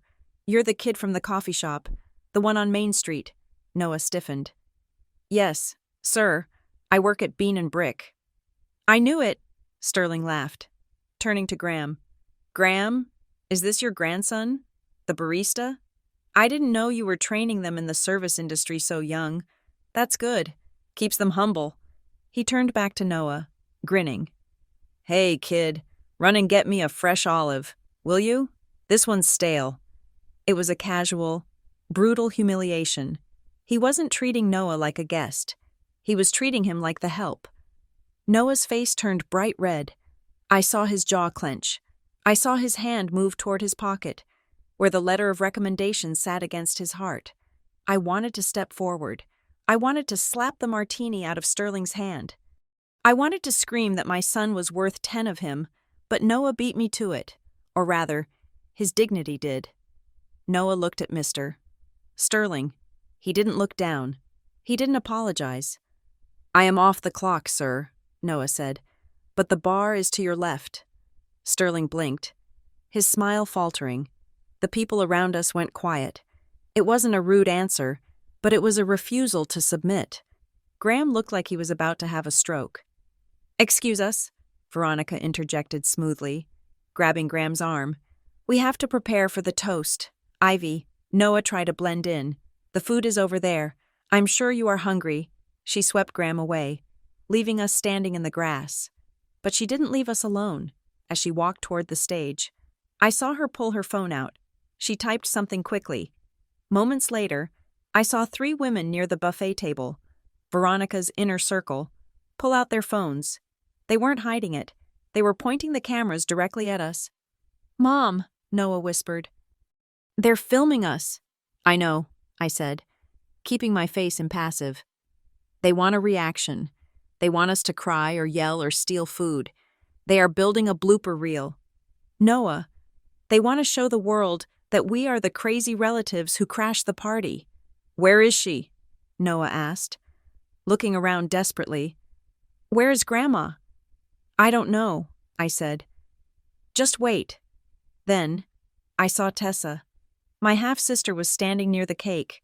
She looked beautiful in a pale pink gown, but she looked miserable. She was twisting a diamond bracelet on her wrist, her eyes scanning the crowd. When she saw me, she froze. There was no hatred in her face, only confusion. She had been told I was in Europe. She had been told I didn't care. Now, here I was, standing 10 feet away, wearing a dress that looked like a funeral shroud compared to the pastels of the party. She took a step toward me. "Ivy?" she mouthed. Before she could come closer, Veronica's voice boomed over the speakers. "Attention! Attention, everyone!" The microphone screeched slightly, and the crowd fell silent. Veronica was standing on the raised platform, beaming. Graham stood next to her, looking regained and regal, his earlier panic masked by a practiced smile. "Thank you all for coming to celebrate our beautiful Tessa," Veronica said. 17 years. It feels like yesterday she was just a baby." Polite applause. "But tonight is not just about a birthday," Veronica continued, her voice dropping to a conspiratorial whisper. "Tonight, Graham and I have a very special announcement, a surprise that we have been working on for months." I felt a cold chill run down my spine. This was it. "We have decided," Veronica said, looking directly at where Ivy and Noah were standing, "to secure the future of this family once and for all. We are so proud to announce that the Highland Avenue estate will be undergoing a transition." She paused for effect. The phones were all raised now. The red recording lights were blinking like tiny, malevolent eyes. "We are establishing the Tessa Caldwell Foundation," Veronica announced, "and as part of that foundation, the deed to this house will be transferred to ensure that it remains in the hands of those who truly cherish it, for generations to come." Applause broke out. It was a lie, a beautiful, complex lie. They weren't establishing a foundation. They were stealing the house. They were publicly declaring ownership so that when the paperwork was filed, it would look like a charitable act rather than a coup. "And," Veronica added, "we want to thank everyone who supported us, even those who struggled to understand our vision." She gestured toward me. The spotlight, an actual spotlight, swung around and hit me and Noah. We were blinded. The light was hot and bright. We were exposed. The guests turned to look at us, clapping politely, thinking we were part of the struggle Veronica had overcome. It was a trap. A perfect public trap. If we spoke up now, we would look like bitter monsters ruining a charitable moment. If we stayed silent, we were complicit in the lie. Graham took the microphone. "To family," he toasted, raising his glass. "To the people who belong here." "To family," the crowd echoed. I stood there, blinking in the harsh light, holding Noah's hand. I felt like I was drowning on dry land. They had won. They had rewritten the story, and we were just the villains in the footnotes. And then, I heard it. It wasn't a sound from the party. It came from the driveway. It was the heavy, throaty idle of a vintage engine, not a sleek Mercedes or a quiet Tesla. It was the sound of a 1965 Rolls-Royce Phantom, a car that hadn't been driven in 5 years. The sound was so loud, so commanding, that heads began to turn toward the gate. The engine cut. Silence followed. Then came the sound that stopped the applause dead in its tracks. Tap, tap, tap. It was the sound of a cane hitting the slate paving stones of the walkway. It was a slow, deliberate rhythm. It wasn't the shuffle of an invalid. It was the march of a judge entering the courtroom. Tap, tap, tap. Graham's smile froze on the big screen behind the stage. Veronica lowered her microphone, her brow furrowing. The crowd parted near the entrance, not because they were asked to, but because the energy in the air demanded it. I shielded my eyes from the spotlight and looked toward the gate, emerging from the darkness, walking into the halo of the fairy lights, was Vivian Caldwell.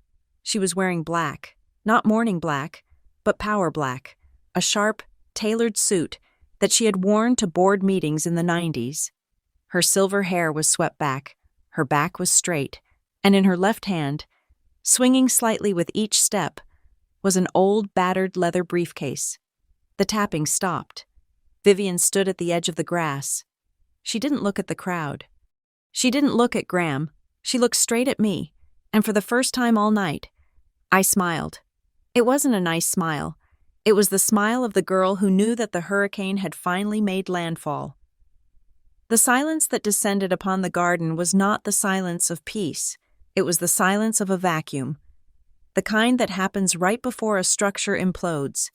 The string quartet had stopped playing in the middle of a measure, their bows hovering uncertainly over the strings. The waiters froze with trays of champagne held aloft. Even the wind seemed to hold its breath as Vivian Caldwell walked onto the grass. She was a small woman, barely 5 feet tall in her low heels, against the backdrop of the towering oaks and the sprawling mansion. She should have looked insignificant, but gravity in the Caldwell family did not work according to physics. It worked according to presence. And Vivian possessed a density of spirit that made the 6-foot-tall men in the crowd instinctively step back to give her room. She did not look at the stage. She did not look at the banner. She walked with a singular, terrifying focus toward where Noah and I were standing. Tap, step, tap, step. The sound of her cane hitting the manicured lawn was soft, a muffled thud compared to the slate walkway, yet it echoed in my chest like a heartbeat. Graham and Veronica were still on the platform, frozen in the glare of the lights. I saw Graham make a move to step down, his hand reaching out as if to intercept her. But he stopped. He was paralyzed. He was watching his mother walk toward the disgrace of the family, and he didn't know the script for this scene. Vivian stopped 2 feet in front of me, up close. I could see the map of time on her face. The lines around her mouth were deeper than I remembered, and her skin had the translucency of parchment, but her eyes were clear. They were a piercing, crystalline blue that burned with a cold fire. She looked me up and down.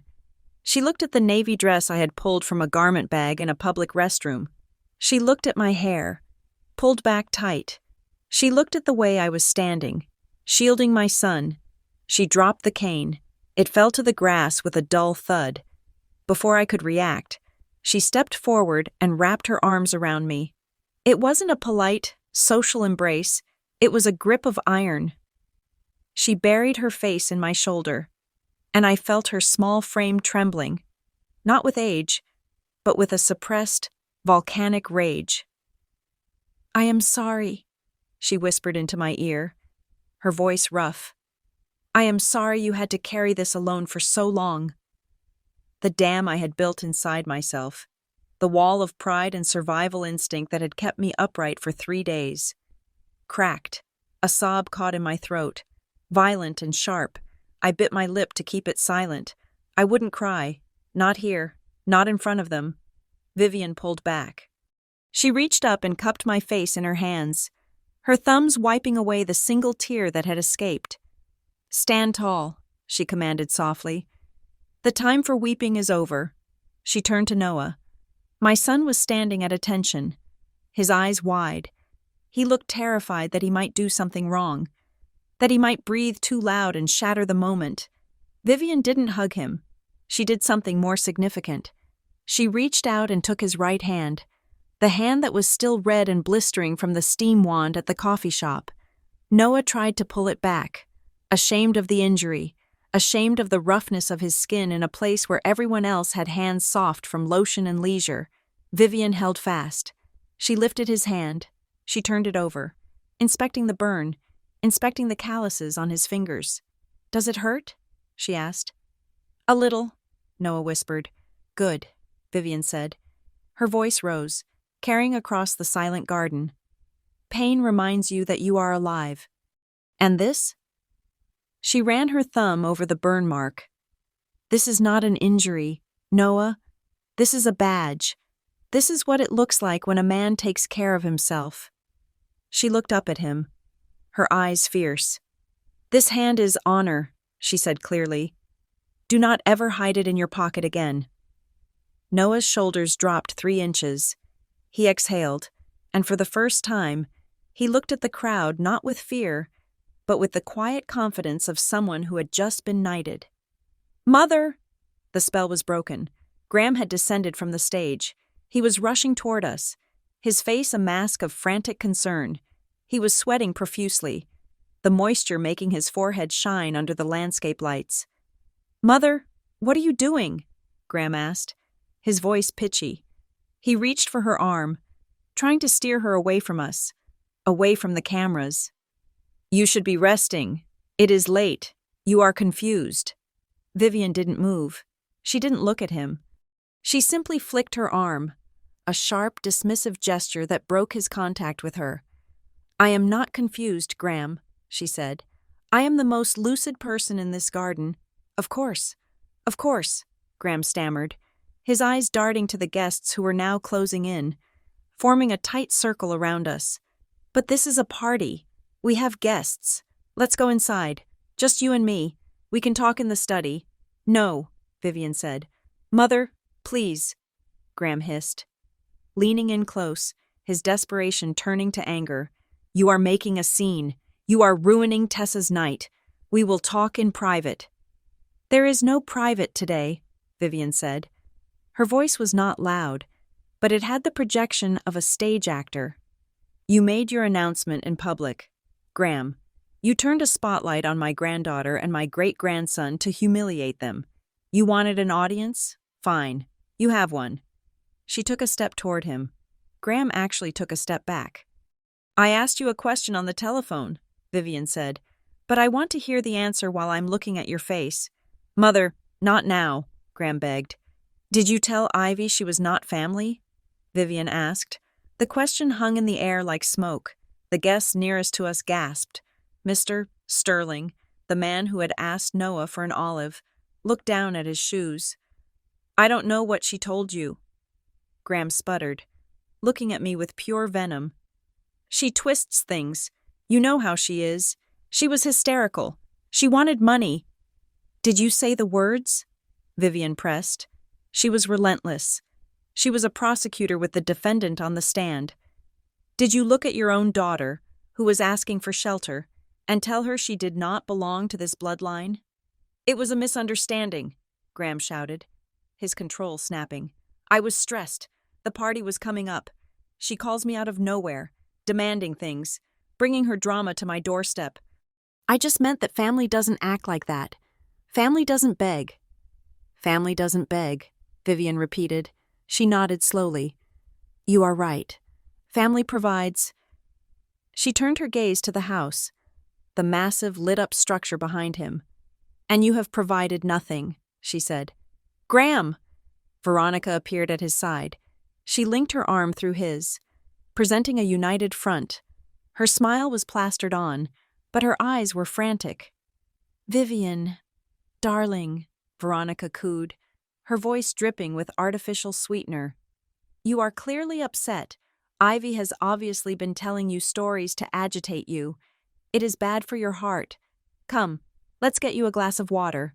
Or perhaps we should call Dr. Evans?" She reached out to touch Vivian's shoulder. a gesture of patronizing control. "Do not touch me," Vivian said. She didn't shout it. She didn't have to. The venom in her tone was enough to make Veronica recoil as if she had touched a hot stove. "I am not speaking to you," Vivian said to Veronica. "I am speaking to my son." "I am his wife," Veronica snapped, her mask slipping. "I am the mistress of this house." "You are a guest," Vivian corrected her. "You have always been a guest, and guests who lack manners can have their invitations revoked." Veronica's mouth opened and closed like a fish. She looked around for support, but the crowd was silent. They were watching the hierarchy of the Caldwell family dissolve in real time. They knew who held the power. It wasn't the woman in the silver dress. It was the old woman in the black suit. Vivian turned back to Graham. "You told Ivy she was not family because you thought you owned the definition," Vivian said. "You thought that because you sit at the head of the table. You decide who eats, but you forgot who bought the table. Graham." She raised her hand and snapped her fingers. From the shadows near the gate, Wyatt stepped forward. He walked calmly into the circle of light. He was holding a file folder. He didn't look at Graham. He stood next to his mother, flanking her like a guard dog. "Wyatt," Graham said, betrayal written all over his face. "You brought them here? You are a part of this?" "I am the executor of the trust, Graham," Wyatt said calmly. "I am doing my job." Graham looked between his brother and his mother. He realized then that he was surrounded. "Grandma?"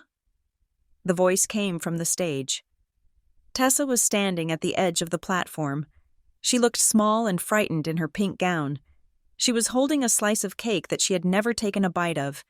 Tears were streaming down her face. "Grandma?" Tessa asked, her voice trembling. "What is going on? Why is everyone yelling? Is Ivy really homeless?"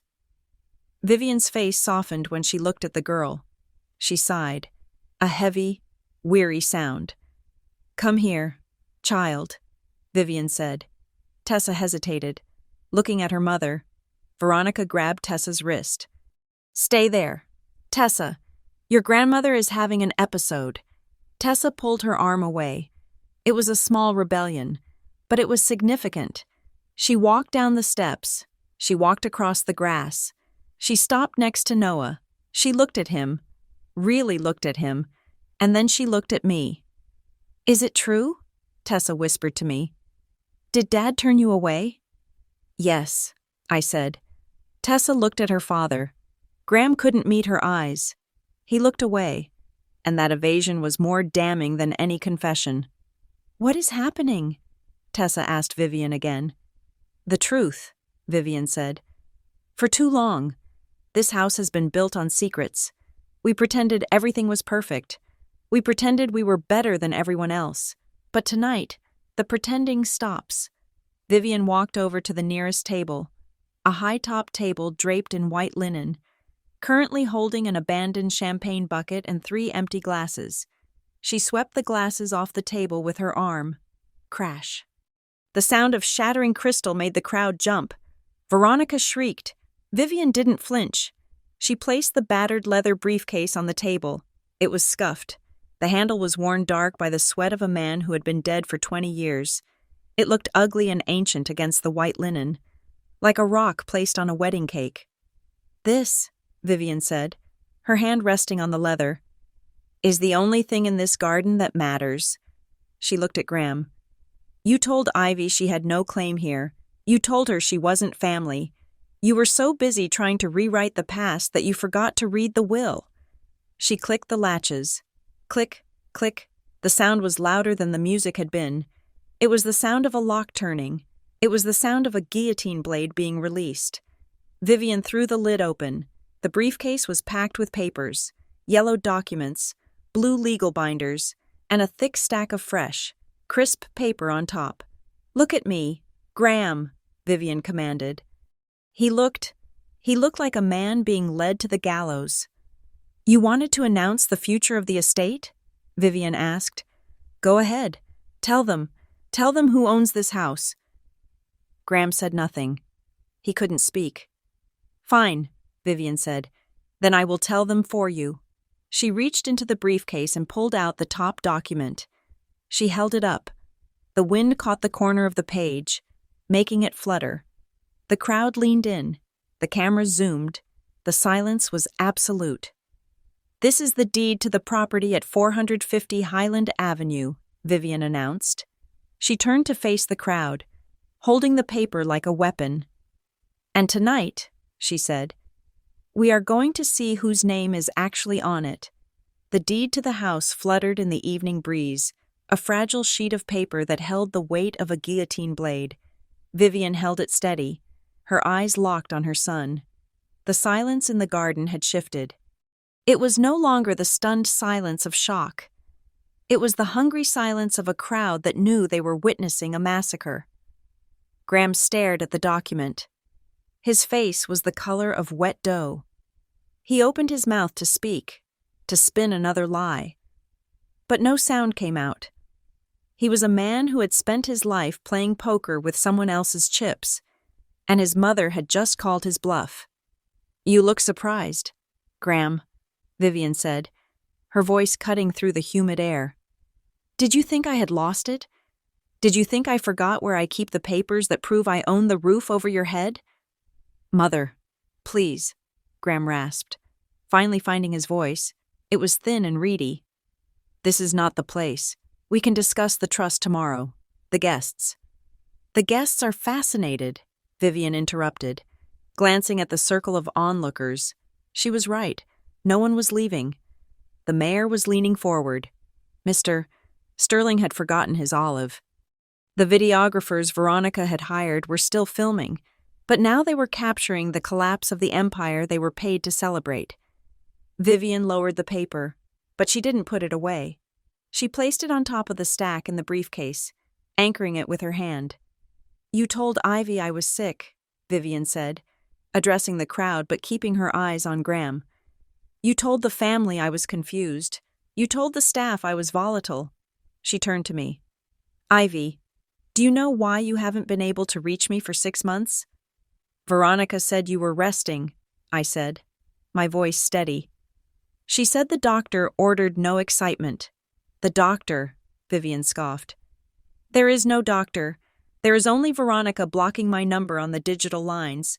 There is only the housekeeper being threatened with termination if she brought the cordless phone to my room. I have been a prisoner in a room with a view. Ivy, they isolated me. They cut the lines. They treated me like a ghost in my own home because they were waiting for me to die." A ripple of murmurs went through the crowd. Elder abuse. It was an ugly accusation, one that stained. "That is a lie!" Veronica shrieked. She had abandoned the stage and was pushing her way through the guests toward us. Her silver dress flashed under the lights, frantic and sharp. "She is paranoid. We have been caring for her. We have been protecting her dignity." "Protecting my dignity?" Vivian raised an eyebrow. "By trying to trick me into signing a power of attorney disguised as a medical release form?" Veronica froze. Her eyes went wide. Wyatt stepped forward then. He didn't shout. He didn't need to. He was the lawyer, and lawyers destroy you with facts. "It wasn't just a power of attorney, Veronica," Wyatt said smoothly. He pulled a blue folder from the briefcase. "It was a transfer of assets, specifically, a fast-track liquidation plan." Wyatt opened the folder. He held up a glossy brochure. It wasn't a family document. It was a real estate prospectus. "This is what they were going to announce tonight," Wyatt said to the crowd. "The Tessa Caldwell Foundation isn't a charity. It is a shell company. The plan was to transfer the deed to Graham, immediately sell the Highland Avenue estate to a developer who wants to turn this land into luxury condos, and funnel the proceeds into an offshore investment account." He looked at his brother. "They aren't securing the legacy, Graham. They are cashing it out. They are selling the house our father built so they can move to Palm Beach with $8 million and leave the rest of us with nothing." I felt the air leave my lungs. It wasn't just cruelty, but it was greed. Pure, unadulterated greed. "That's not true," Graham stammered, sweat dripping down his nose. It was financial restructuring. The upkeep on this place, it is too much. We were doing it for Tessa. For her future. For me? The voice was small, but it pierced the noise. Tessa was standing next to Noah. She was looking at her father with a horror that broke my heart. She was the birthday girl. This was supposed to be her night, and now she realized she was just the Trojan horse. "You were going to sell the house?" Tessa asked, her voice trembling. "But you said this was our home forever. You said the foundation was to keep the gardens." "It is complicated, sweetheart," Graham said. Reaching for her, Tessa stepped back. She bumped into Noah. My son didn't move away. He stood his ground, offering her a silent, solid presence to lean against. "It is not complicated," Vivian said softly to Tessa. "It is simple math. Your father is broke." Graham flinched as if he had been slapped. "Mother!" "Stop pretending." "Graham!" Vivian snapped. She reached into the briefcase again and pulled out a thick ledger. It was an old-fashioned accounting book, the kind with green pages. "Do you think these people don't know? You wear the Italian suits, you drive the leased cars, you join the clubs, but who writes the checks?" She slammed the ledger onto the table. "I paid the property taxes in April because your check bounced," Vivian declared. $42,000. I paid the roofers last year because you said your liquidity was tied up. $20,000. I pay the landscapers. I pay the insurance. I even paid for the catering for this party. Graham. Because Veronica told me it would make Tessa happy. She looked around at the guests, her gaze challenging anyone to contradict her. "My son is a pauper in a prince's costume," Vivian said. "He has not contributed a dime to the principal of this estate in 15 years. He lives here because I allow it. He eats here because I feed him. And yet, he has the audacity to look at his own daughter, my granddaughter, and tell her she is not family because she is poor?" She laughed, a dry, harsh sound. "Ivy is the only one of you who understands the value of $1, Vivian said, "because she actually works for hers." I looked at Graham. He seemed to shrink inside his suit. The facade was gone. The tycoon was just a man living on an allowance, bullying those who had less to make himself feel like he had more. I felt a tug on my sleeve. It was Noah. "Mom," he whispered. His face was pale. "I don't want her to do this. I don't want her to hurt like this for me." I looked at my son. He was 17. He still believed that adults should be protected from their own sins. "She isn't doing it for you, Noah," I whispered back, squeezing his hand. "She is doing it for the truth. Sometimes, the truth hurts, but it is the only way to heal the bone." Veronica, realizing that the financial narrative was lost, shifted tactics. She was a fighter. I had to give her that, a dirty, vicious fighter. She turned to the crowd, her back to Vivian. She found a group of women she knew, the gossip circle, and lowered her voice, though it was loud enough for me to hear. "You have to understand," Veronica said, gesturing frantically toward me. "Vivian is old. She gets confused. And Ivy? Ivy has always been unstable. Look at her. She shows up here uninvited, dragging that poor boy into a scene. She is doing this for attention. She has a history of making things up. She blames Graham for everything because her own marriage failed." She looked at Mr. Sterling. "You know how it is. Bill, drug problems, financial irresponsibility. We tried to help her, but she threw it back in our faces. Now she is manipulating a senile old woman to get a payout." It was a classic move. Discredit the witness. Paint me as the crazy, bitter daughter. "She is lying," I said. My voice was calm, but my hands were shaking. "Is she?" Veronica spun around, her eyes flashing. "You are homeless. Ivy, you are sleeping in a car. Do stable, responsible mothers sleep in cars? Or do mothers who have made a series of catastrophic life choices sleep in cars?" She smiled. It was a cruel, triumphant smile. She thought she had found the weak spot. She thought that by shaming me, she could invalidate Vivian's evidence. "You are right," I said. The crowd went quiet. Veronica blinked. She hadn't expected me to agree. I took a step forward. I let go of Noah's hand. I stood alone in the center of the lights. I am homeless, I said. I am sleeping in a Honda Civic. I lost my job because the company went under. I lost my apartment because I paid my mother's medical bills instead of my own rent. I am broke. Veronica. But I am not a liar. I looked at the guests. I looked at the people who had whispered about me when I walked in. My son works at a coffee shop at 4 a.m. so he can buy his own textbooks, I said. He does his homework by the light of a street lamp. He has burns on his hands and honor in his spine. You call that failure? I call that dignity. I turned to Graham. You have a 6,000 square foot house, I said. You have 5 empty bedrooms, and when your grandson asked for a floor to sleep on so he could take his SATs, you told him he wasn't family. You didn't do it because you were broke. You didn't do it because the house was full. You did it because our poverty embarrassed you. I pointed at the banner. Happy birthday, Tessa. You are not celebrating a birthday, I said. You are celebrating a sale. You are celebrating the fact that you were about to cash in the only thing that gave you any status at all. I looked at Veronica. I may be sleeping in a car, I said, but at least I own the title to it. Veronica's face turned purple. She opened her mouth to scream, to throw me out, to do something violent. But Vivian laughed. It was a soft sound at first. Then it grew. It wasn't a laugh of humor. It was the laugh of a general who has just watched the enemy walk into a minefield. Vivian picked up the cane she had dropped. She leaned on it, looking stronger than she had in years. Well said, Ivy, Vivian said. Well said. She looked at Graham and Veronica. She looked at the guests. She looked at the cameras that were still rolling, broadcasting this moment to the entire social circle. Veronica says Ivy is unstable, Vivian said. She says Ivy has no claim here. She says Graham is the master of the house. Vivian reached into the briefcase one last time. She pulled out a single sheet of paper. It wasn't a deed. It wasn't a ledger. It was a letter, written on heavy legal stationery.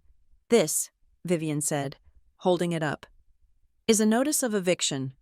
Gasps erupted from the crowd. Actual, audible gasps.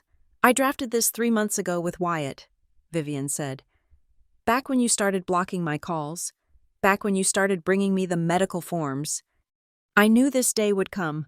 I just didn't know you would provide such a perfect audience for it. She looked at Graham. The look was devoid of maternal warmth. It was pure judgment.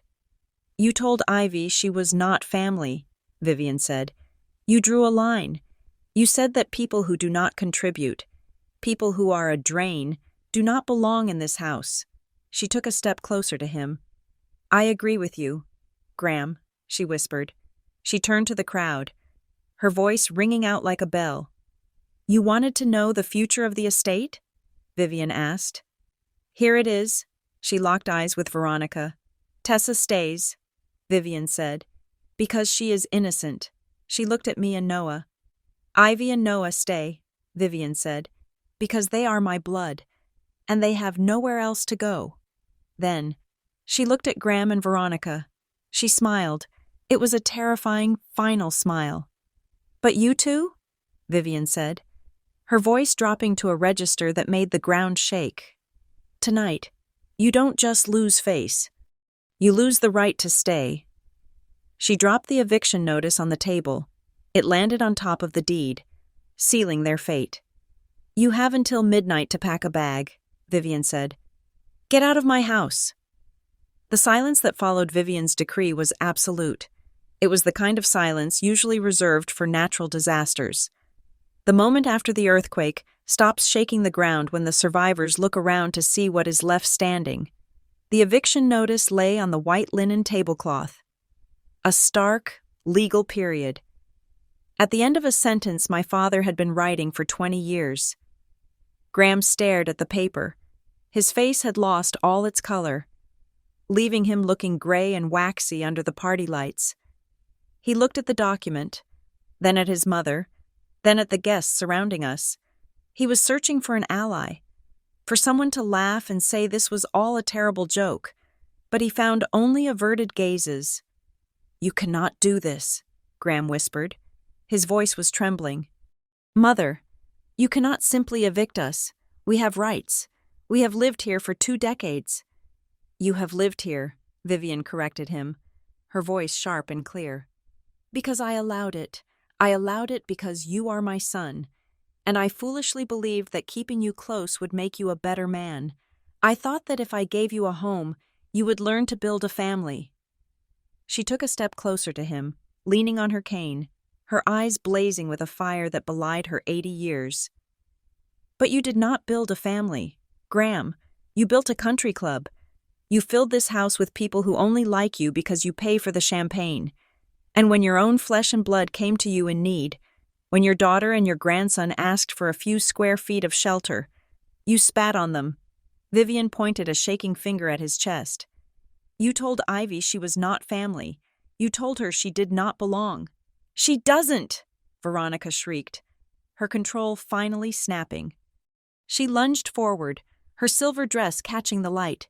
"She is a leech! She is dragging us down! Graham was right to protect our image." "Your image?" Vivian laughed, a dry, harsh sound. "Your image is a lie, Veronica. And you," she turned her gaze back to Graham. "Who gave you the right to define who is family in my house? Who gave you the gavel? Graham? Because I certainly didn't." She gestured to Wyatt.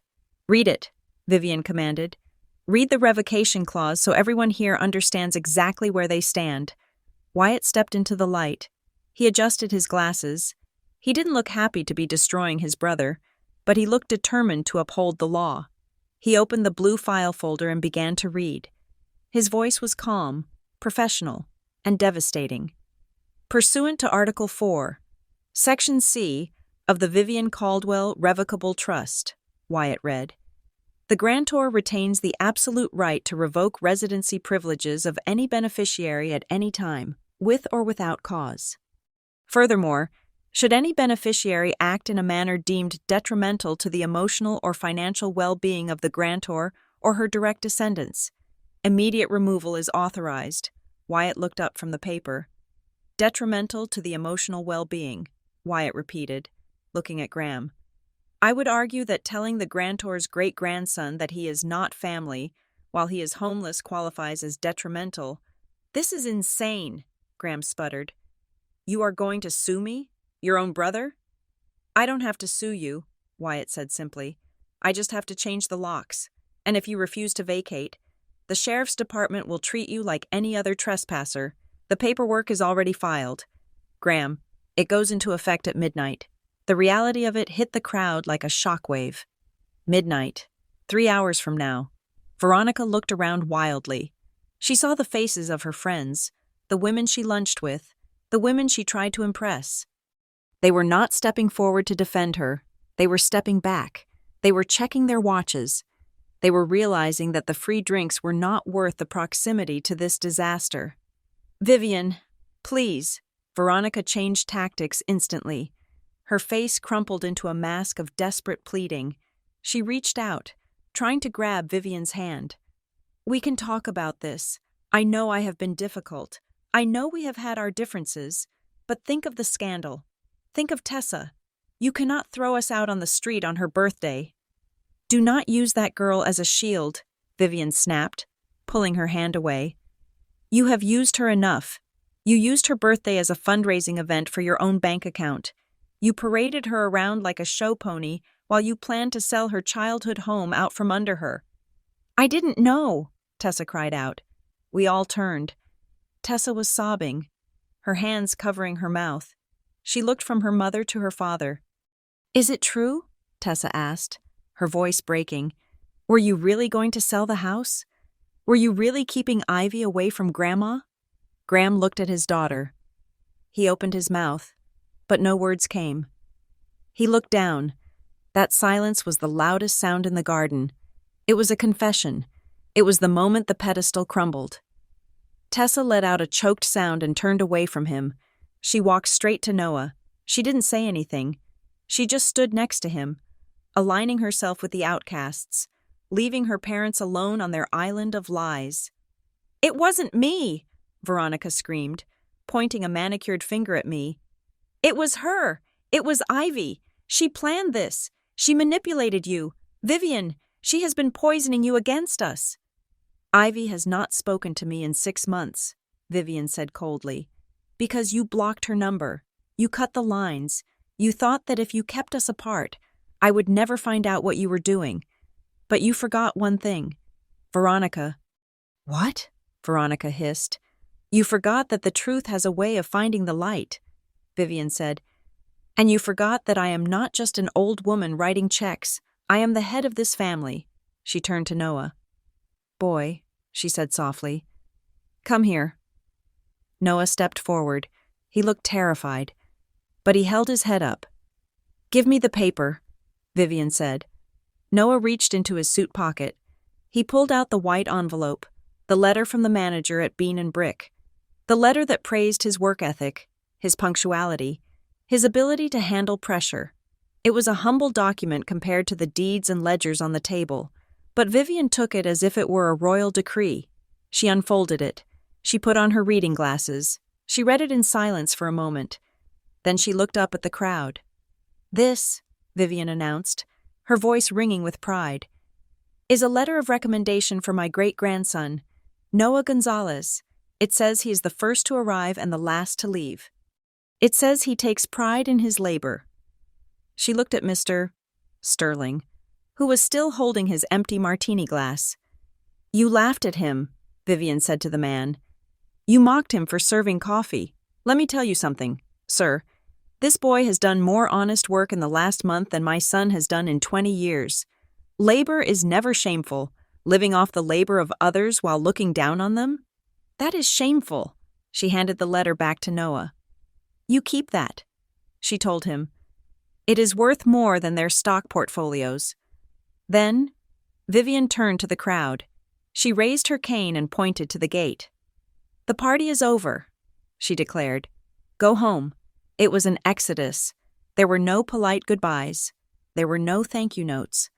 The guests simply turned and fled. The investors, the golf buddies, the social climbers, they all evaporated into the night, their loyalty disappearing the moment the power shifted. Within 10 minutes, the garden was empty. The band had packed up. The waiters were stripping the linens. Only the family remained.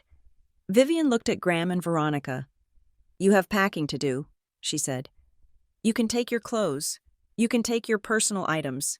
Everything else, the furniture, the art, the silver, stays. It belongs to the trust. Where will we go? Graham whispered. He looked broken. He looked like a child who had been told Santa Claus was dead. I suggest you try a hotel, Vivian said. I hear the airport motel has reasonable rates, or perhaps, she gestured to the driveway, you can sleep in your car.